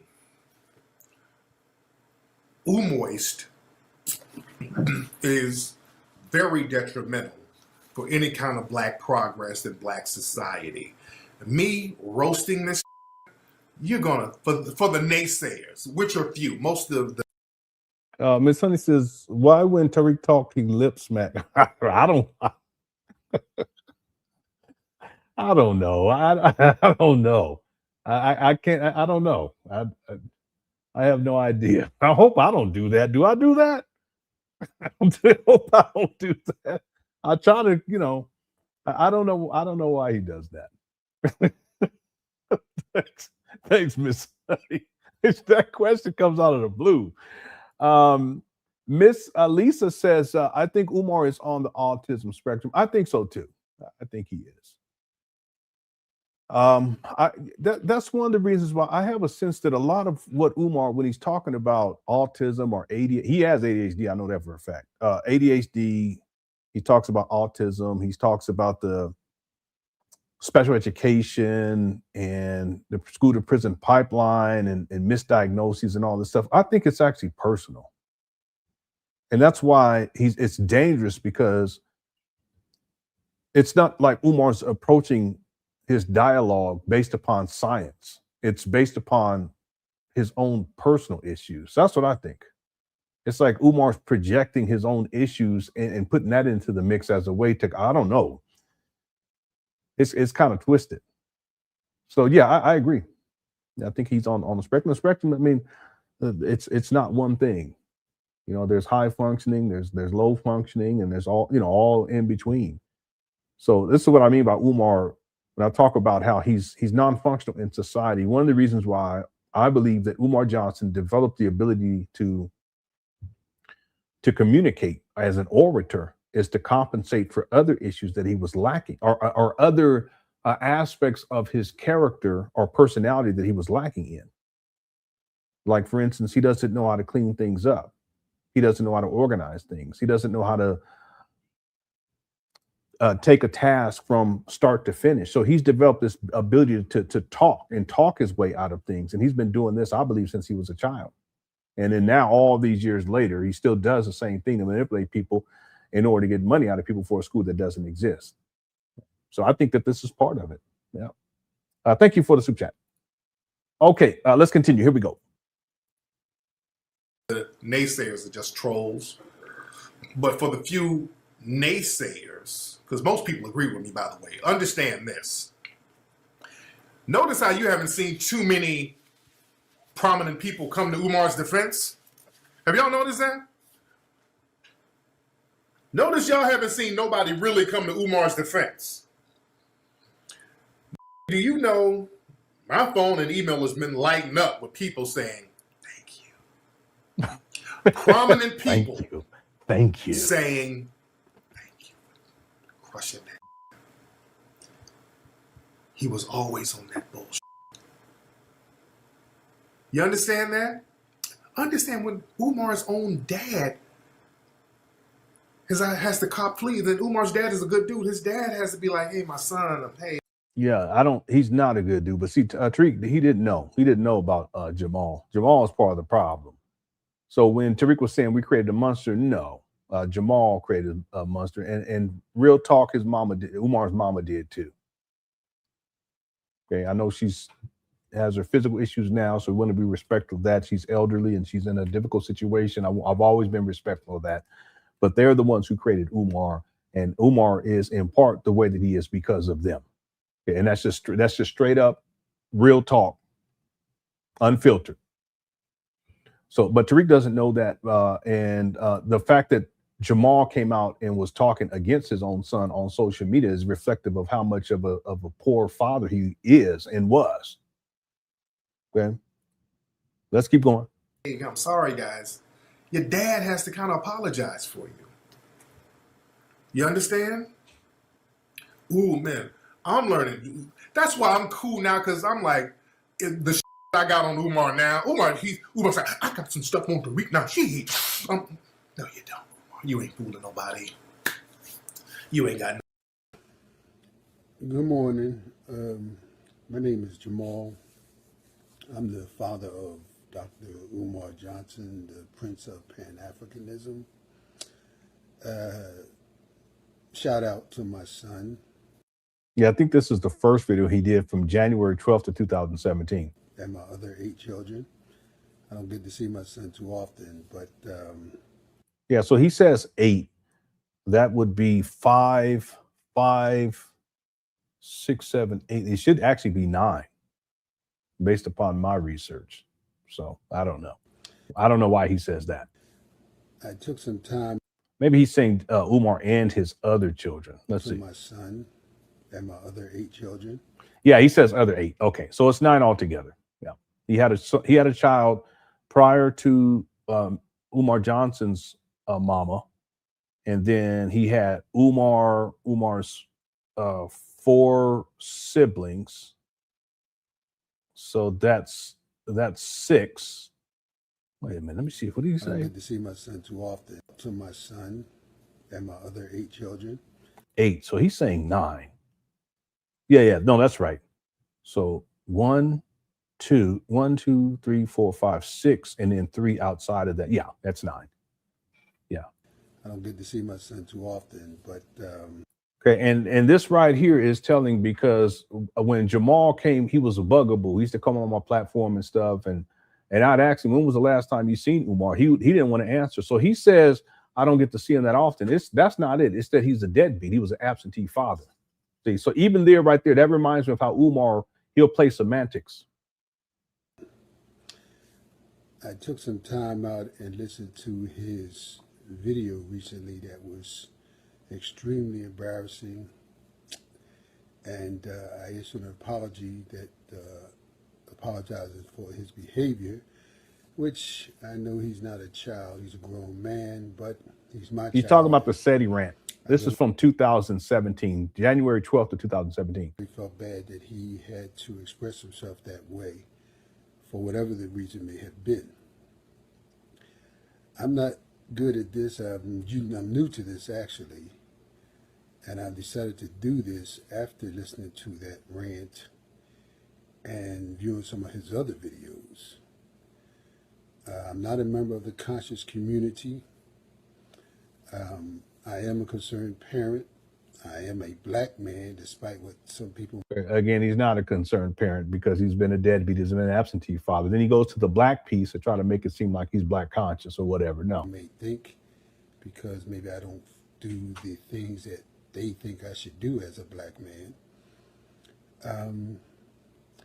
But the main thing I wanted to speak on was, first of all, there will be no profanity in this. So if you're looking for that, you may be disappointed. Okay, no one cares. But the reason why he's saying that is because he's trying to make it appear as if he's more righteous than Umar is, because he's not going to use profanity, and Umar used profanity when he went off on SETI. Okay, that's the psychology of what he's doing here. Fascinating. I ain't looked at this in a long time. We need to do a live stream. We can just go through all of his videos. At least the ones I have. I don't have all of them. Secondly, I wanted to voice my opinion on something, but know that this was not and will not be directly against my son in reference to what I have to say in my opinion about what some things he may have said. I am not as articulate as he is. I have an MBA, but I do not have a doctorate. Okay, this is him comparing himself to Umar, and he's saying that he has an MBA because he wants people to think that somehow he's well educated and intelligent. He's not bright. Okay, I'm just going to say that straight out. Okay, no disrespect. I'm just stating it's a statement of fact. Okay, in fact, I think he actually is on the spectrum too. I think there's things that are passed on from him to Umar, and I think that is one of the things. But the point I want to make here is that Jamal, he's trying to compare himself to Umar. Why would a father do that on live, talking about his son? See, that's another thing. I believe that Jamal was jealous of Umar and all the attention, good or bad, that Umar was getting. So all of a sudden, Jamal tried to become this community activist with what he called "Stop Killing Us." It's competition, not from Umar to his father, because his father's not in his life, but Jamal sees Umar and sees Umar in social media, sees Umar, all over the place on social media. So he wants to clout chase off of his son. And so when he starts doing these videos, you can tell there's jealousy there, and he's trying to compare himself to his son. That's why when Umar goes to Africa, Jamal got to go to Africa. Umar gets these degrees, Jamal got to go get a degree. Umar becomes a so-called fake revolutionary, Jamal becomes a fake revolutionary. I'm not as well traveled as he is. I have been around the world, but maybe not as often. Okay, no one gives a shit.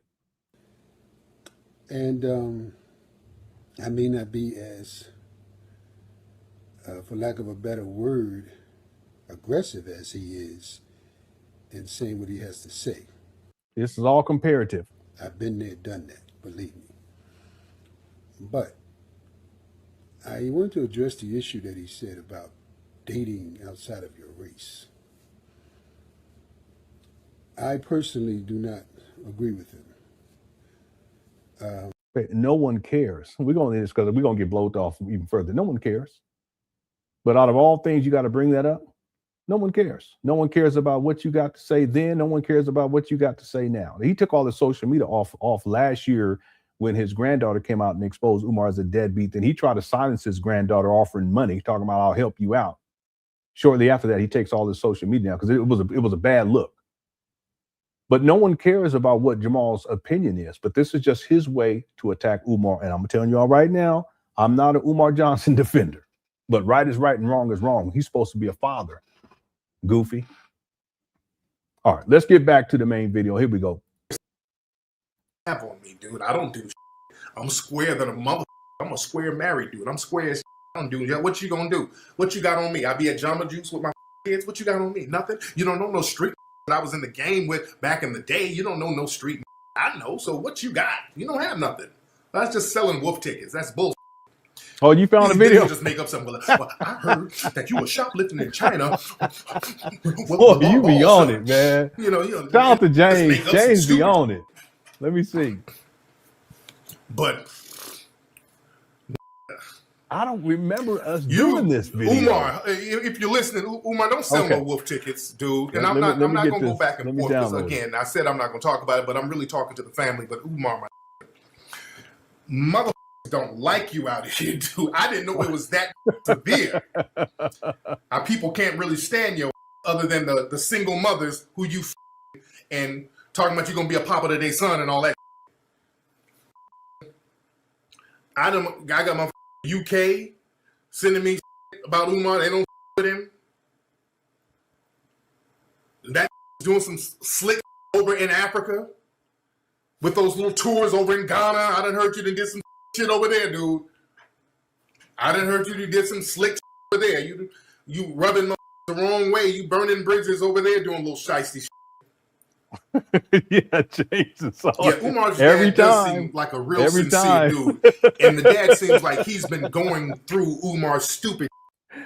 Yeah, he was. And I was looking, but I gave up. James be on it. All right. And I'm downloading right now. Enterprise says all his rhetoric and crap is self-proclamation and projection. He's a hurt little boy from both his parents, filled with hate from rejection. Yeah, that's true. See, and I think that there's on different levels. One, the skin color issue with Umar. He really thinks that he's dark. And I have pictures of them when they were children. I have a family picture with Jamal in it too. And Umar is darker. Okay, but he's not particularly dark. But comparatively speaking, in his own mind, he feels like he's really dark skinned. So that's one of the issues right there. And I think that his mama rejected him on that level too, because Lenon was saying that his mama calls him Blackie. That's a reference to skin color. And then his daddy is lighter skin color.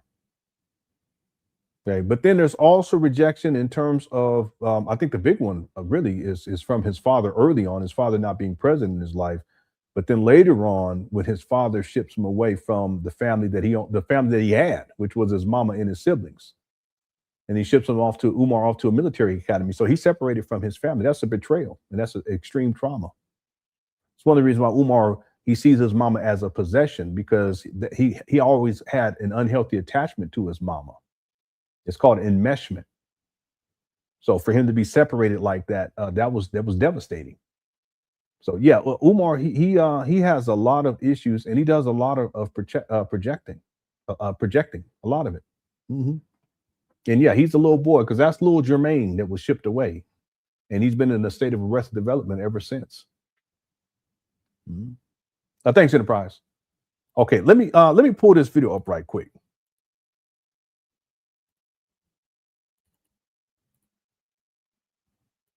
And we're gonna do. Umar was doing a movie review for something. He used to do those back in the day. It's a 13-minute mark.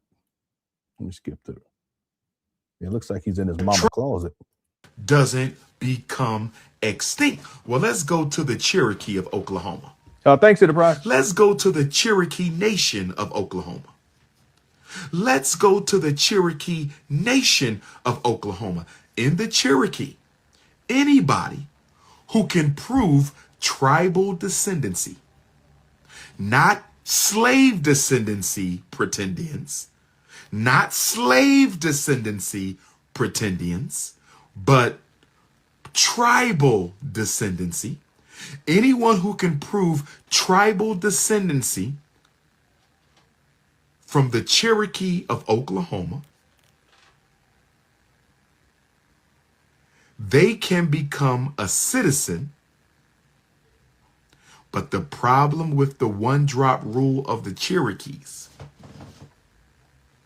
the problem with the one-drop rule of the Cherokee, the problem of the one-drop rule of the Cherokee is you end up with a whole bunch of people who don't care about the Cherokee people, don't really identify with the... Let's go back. See? One who can prove tribal descendancy from the Cherokee of... See, did you guys hear? He's in his mama closet. I don't remember covering this, James.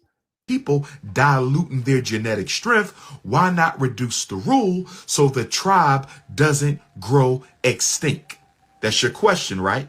Extinct. Okay. Reduce the required percentage so your tribe doesn't become extinct. Well, let's go to the Cherokee of Oklahoma. Let's go to the Cherokee Nation of Oklahoma. Let's go to the Cherokee Nation of Oklahoma. In the Cherokee, anybody who can prove tribal descendancy, not slave descendancy pretendians. Okay, here it comes right here.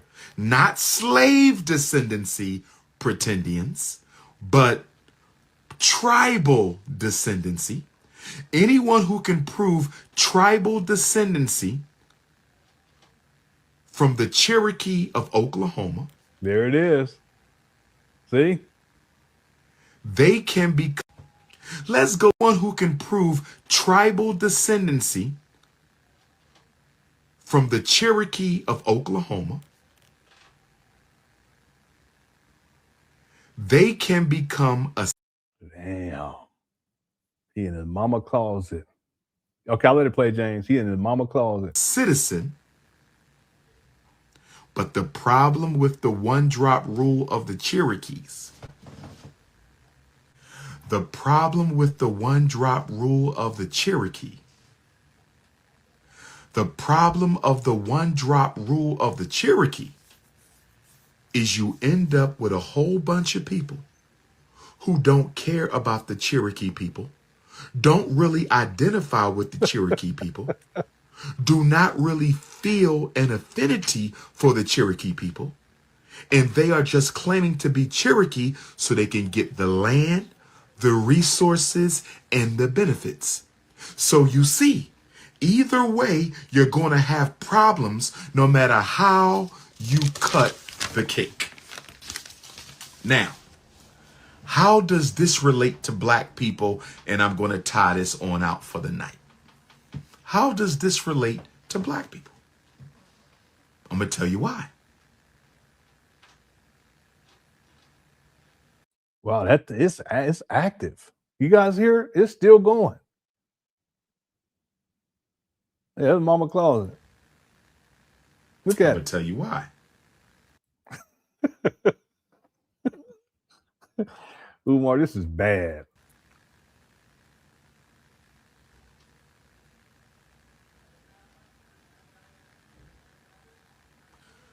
Black people are fighting for reparations, which we are entitled to.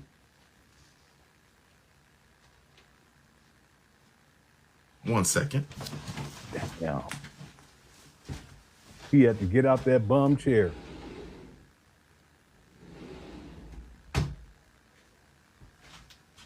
What you do? Let it out? We are fighting for reparations. What did he do? Let the rat out? Is that what he did? Which we are entitled to. But if we keep on diluting our gene pool, or was it outside and it was outside of the mama closet, so he closed it? Because he was looking in that direction. That's what I think. That rat was outside his mama closet, and Umar, he said, let me close this door. Yeah, man, that's crazy.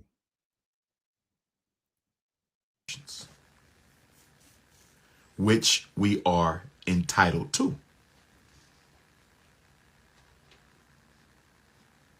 One second.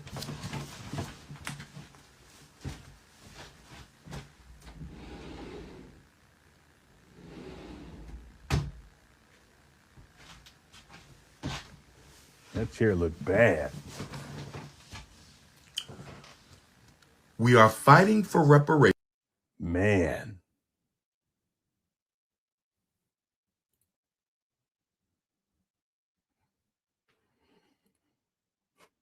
It just gets worse and worse and worse with this guy. Up there living in filth. And it makes sense too, because that closet is filthy. Thanks, James. TJ says the rats are looking for their master. Now Umar, he was scared. He kept looking over like this. He was scared. It's a doggone shame. Thanks, TJ. TJ also says, man, the Umar saga continues. Always something new. Yeah. I don't remember covering this video. Does anyone remember me covering this video? I don't remember this, because I'm sure if we covered it, I would have said, I would have been bringing this up for the last couple of years. Because this video was from 2023.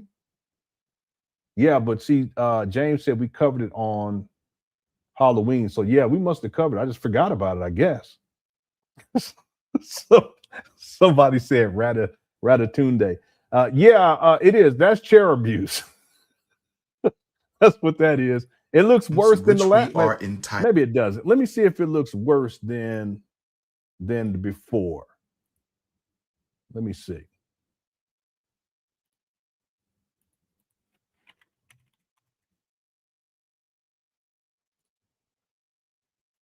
Here we go. Y'all not ready for Frederick Douglass. I would dare say that the most honorable Marcus Messiah Garvey, greatest leader of the 20th century, I would dare say that the most honorable Marcus Garvey, greatest leader of the 20th century, never gave a speech as powerful as the greatest leader of the 19th century, Frederick Douglass. Listen to this. Listen to this. But let me give you the background. Let me give you the background. This is a book on the greatest speeches given. Excuse-moi. Damn. Look at this. What in the world?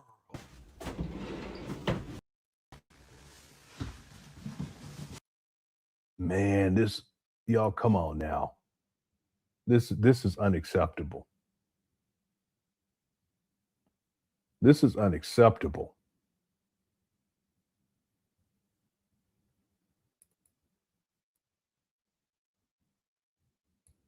citizen. But the problem with the one drop rule, black people, and I'm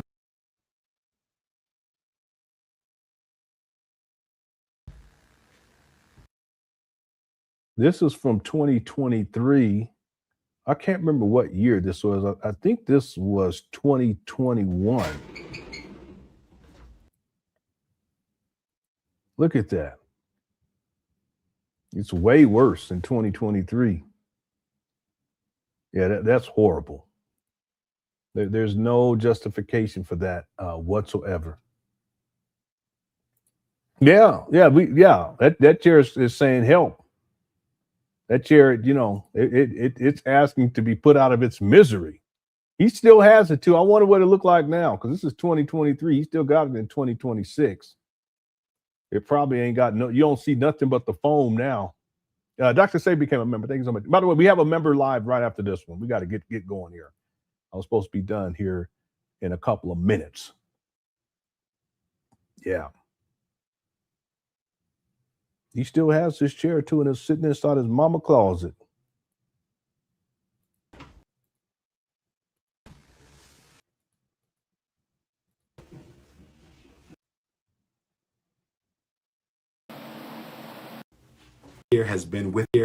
I'm not getting, the work never ends. I'm not getting rid of my chair. I love this chair. This chair has been with me for almost 20 years. I've been sitting in this chair before y'all knew me. I was sitting in this chair when I became a school psychologist. I was sitting in this chair when I got my doctorate. I was sitting in this chair when I took over the conscious community. I was sitting in this chair when I became King Kong Consciousness. I'm not giving up this chair until the chair gives up on me.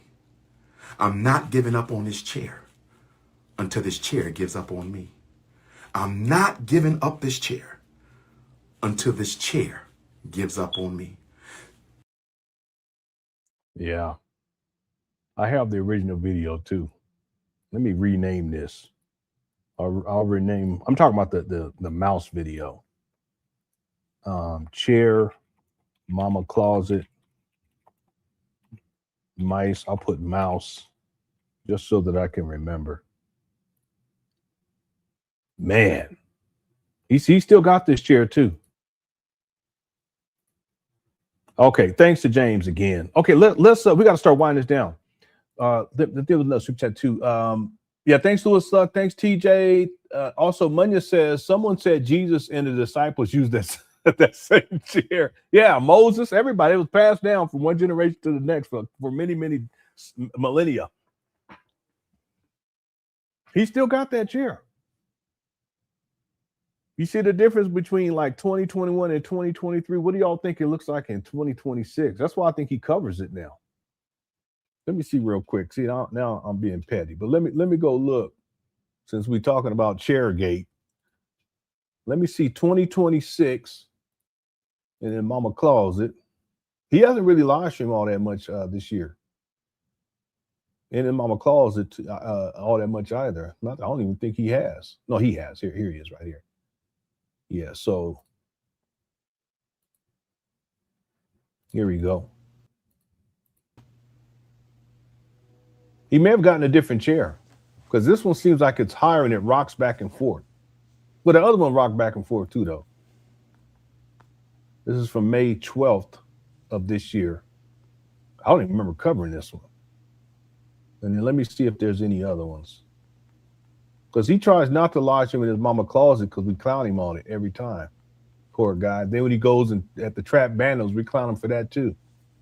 I met the love of my life. You met the love of your life. What in the world?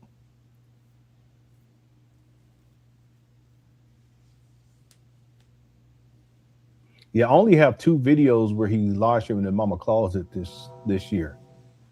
There you go.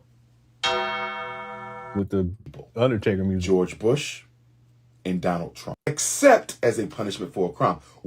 Yeah, we covered this. Yeah, I think that's a different chair. And here's another one. That's the only other one. Thanks, Munya. See, I think this is the chair here. This is from February. The other video was from May. Even though we haven't. See his father. Child, The next time. This is why He just be sitting in the mama closet. I'm sick and tired. No, you know what I think? I think he just covered it. That's what I think. I think that's the same chair. No, it seems wider though. We are fighting for reparations to some of the native ninjas and over our generations of miles. Y'all not ready for Frederick Douglass. I would dare say that the most honorable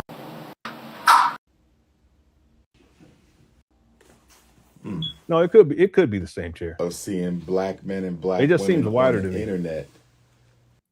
All right, anyway, let's start winding this down. Here we go. I'm gonna let this For play. a long time. So the dad seems like he's used to it. You know your kids. You know when your kids are up. I didn't know.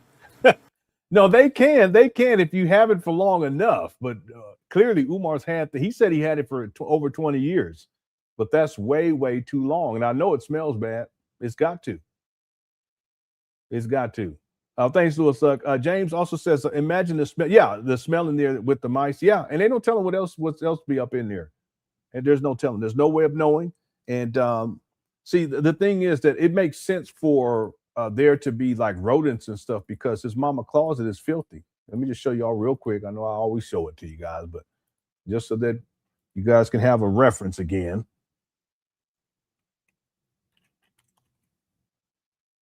So this is Umar in his mama's closet, and when he flipped the phone, it looked like this. So yeah, it makes sense. He has a sack of potatoes down there. Rats, they'll eat that up. See the sack of potatoes in the bottom corner? Yeah, and they like this clutter and stuff because they can hide. They'll go through stuff and because they can fit through things. Yeah, rodents, they love this type of environment. So yeah, thanks, James. And then Goddess Noel says he can't get rid of the chair. It knows too much. Yeah, Umar's scared the chair gonna tell on him. But the thing is that he's a hoarder, and it's a psychological issue. He can't get rid of things. He can, but in his mind, he can't get rid of these types of things. And it's not just this chair. It's like all that shit that we flipped the phone and showed it just stacked up the wall. You can go and look at FDMG in the large gym. He has shit all over the place. When he flipped the phone back in 2019 and his apartment, last time he had an apartment before he got evicted, he's been homeless ever since. There was trash and filth all over there too. So this is part of who Umar Johnson is. He needs help. He needs mental health services. Okay? And I don't know how they deal with hoarding exactly, or if people can, I don't know if they can be quote unquote cured from that, but at least they can be given coping mechanisms so that it's not as bad as because it's just horrible. It's horrible. Thanks, guys, Noel. And that's what I'm saying. What judge is going, and understand this is Umar. He's been living like this for most of his life. But what judge is going to say, okay, or court is going to say, okay, yeah, we're going to give you partial custody of your child. They're not going to do that. This guy, he's filthy. He's a hoarder. He doesn't even have his own place. What is he going to argue? Do you have your own place for the child to stay? No. Okay, well, what? I mean, they're going to stay in my mama's house in Section 8 housing. Come on. Thanks, Goddess Noel. Louis Luck says Umar probably thinks the mouse droppings in there are don't do that. Oh, that's so gross. that's too far. That's so gross. Oh man. All right. Please don't do that. It is. It is. That's wow. Thanks, Louis Luck. Okay, let's finish this up. Man. Yeah, I know. He ruining poppy seeds. Yeah. All right. I know that's horrible. That's horrible. All right. Real thing, because since you bring up cars, one other thing too, Umar doesn't have his own vehicle, but he wants to have custody of a child. So what is he going to do when the child got to go to school? He just going to get a rental car? Come on. Ridiculous. I guess you could, but I mean, all right. Okay, let's finish this up. I'm just going to let this play. I'm leaving my commentary up out of here. We have another live stream right after this. Please don't start selling wolf chickens, dude. I'm the receipt king, my dude. I'm the receipt king. That's why, dude, I'm going to let you crumble on your own.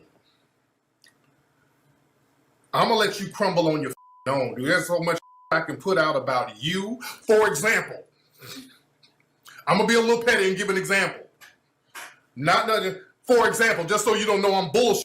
Ask Umar about the time Rock Newman almost whooped his ass. Yeah, Umar. Ask Umar about that. Rock Newman almost whooped Umar's ass up in D.C. Rock Newman stepped to Umar, and Umar backed down like a Rock. Yeah, I wish they had video of this. Newman is about that life. Rock Newman's old school. And Umar was, he shows up with a couple of, and he's talking kind of greasy or whatever, and he was talking a little slick to Rock Newman. Rock Newman moved a little furniture around on that, like, hey, what's up? And Umar stood back on that. Rock Newman, I told you, Rock Newman be hemming motherfucker up. Rock Newman is the real deal. That's why I know Umar ain't about that smoke. All that, we can get in the, he tweeted some getting in a boxing. This is what this up on Instagram, because I told that all that theatrics. We can get in the ring. This is what he posted on Instagram. This is how goofy this is. And I said, look, ring, you see me, it's on site. I ain't doing all that old show which you ain't gonna show up for anyway. You'll take the money and run. If we set up a fight, you just take the money and run somewhere and hide out at the imaginary school. For boys. For boys! Let's put up some Hold on. 10 rounds inside of a real ring, real gloves, free, open to the public. Donations will be accepted. Repay the Hidden Colors donors for Miss Lady Lips. Who the f is that? Oh, I guess I'm Lady Lips. Using their money to pay white folks to make conscious DVDs. Okay. Miss Lady Lips. So this insults aren't even creative. Yeah. He don't know how to play the dozens. Yeah, we got to the goal of 300. We're almost done. Rock Newman almost tapped that, and you ain't do shit. You ain't about that 10 rounds. No chunky can't go no 10 rounds of nothing. You eat 10 rounds of pizza. What you gonna do for 10 rounds? You're not gonna do 10 rounds of nothing. Pay the donors back for what? They got what they wanted. The donors got what they wanted from me. You need to pay your donors back. My donors got exactly what they said they were going to get from me on time without them having to go back and forth with me. My donors got everything I said they were going to get. They knew what they were getting from me. Lady Lips. That's your insult to me, Miss Lady Lips? Now, speaking of lips, what you doing about them herpes sores on your mouth? Oh, man, here we go. I meant to beat that out. If we going to talk about lips. Big Papa got herpes sores on his lips. And I seen some people, some of his single mother followers, making excuses for herpes. That's that Eddie Long. If you let me skip through. If some of your ladies out there want to get them, they want to hear it coming out of my lips because I'm spitting so much hot fire. I'm spitting so much hot fire. The fire is burning my lips because of the ether coming from the universe of the pyramids. What in the world? Okay, Papa.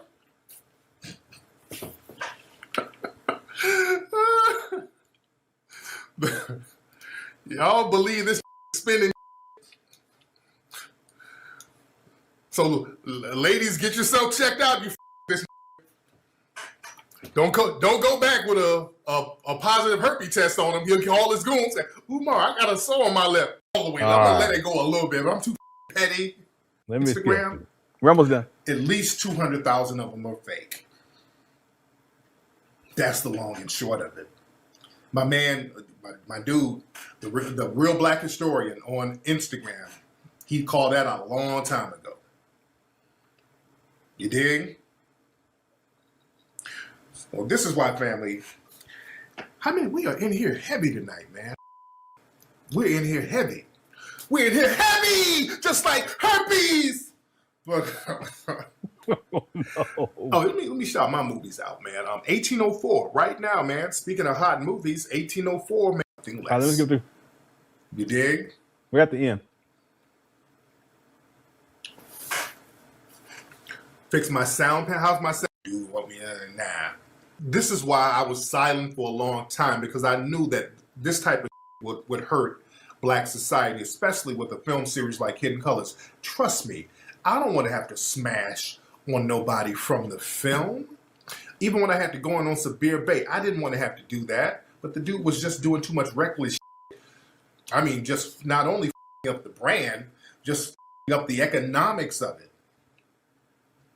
You dig? See, you got a lot of these dudes who, especially the dudes who are closer to my age, What's up? it's that jealousy thing, man. Just like my man Damon Dash said, you help a man, shit, a lot of times they'll resent you. Mm. But I don't want people to get discouraged by the of Umar, because that's what it is. I don't want to hear this. Y'all too tripping. Y'all too need to stop. Y'all too all that. Y'all too. That's what I really don't like. All that y'all too. Y'all both acting up. Y'all can kiss my ass. I ain't gonna just sit up and just year after year let it just go reckless and just the whole brand of what I built and what we've all built with stupid scamming, robbing, lying, herpes sores all over the place, then trashing me, and we just supposed to sit there and not do nothing. And when you say, hey, enough is enough, hey man, y'all both tripping. Nah. Y'all missed me with that. Y'all both tripping. That's why Black folks love abusive. I love an abusive running around. Oh, nah. This is going to be a great year. This thing cracking. Oh, sorry about that. All right, what is happening? I'll do a train in February or March. I gotta holler at the comedy club and see what's popping. A lot of good. Got about 3 more minutes on this. I'm going back to the UK. Yeah, we got a live right after this for members only. It's gonna be me and Joy DeGrew. We're doing something out there. So we're going to be doing something out there about relationships. So that's going to be nice. I love that sister. I absolutely love Joy DeGrew. Yeah, she does great work. Umar stole a lot of her work too with the post-traumatic slavery. I think she calls it disorder. Umar calls it disease, or vice versa. He's such a plagiarist. You dig? But we're going to keep doing it, man. Keep putting together great projects. A lot of good stuff we're going to keep doing. Watch out for the 3LW goons. All right? We're going to leave the 3LW goons behind. You dig? When am I coming to DC? I got to do something in DC. That's like when I do my lectures, when I go on the road, I like to make it an event, like a big event, make it fly. You know, I'm not trying to circle around every other month to pick up some little church money and then go to the Howard Johnson Hotel at the Dulles Airport so I can look at the mirror. You are the best! You are the greatest! Man. But again, for 2018, I'm going to let y'all know how I want to roll. We're going to we're going to not deal with no damn thieves, frauds, fakers. There's a reason why all this came out at the end of the year. The universe is telling you, leave the bullshit back. This is the universe telling you, leave Umoist, Papa, the pimp of PayPal, leave his behind. Leave that type of behind. Leave the fraudulent behavior behind. Family, understand, if you're donated to a school, you lost your money. We're going to have to come to the reality. Don't stop you lost your money. It is what it is. You lost your guys' money. There's no on you. We got you. And they're about to strip this license, and he's about to do a whole lot of hollering in, it's the cracker. I need y'all to support me. It's the cracker. All that. The Hidden Color series is still great. It ain't our job to save dirty who are lost. Some people are great at one time. Something happens, they fall off. You dig?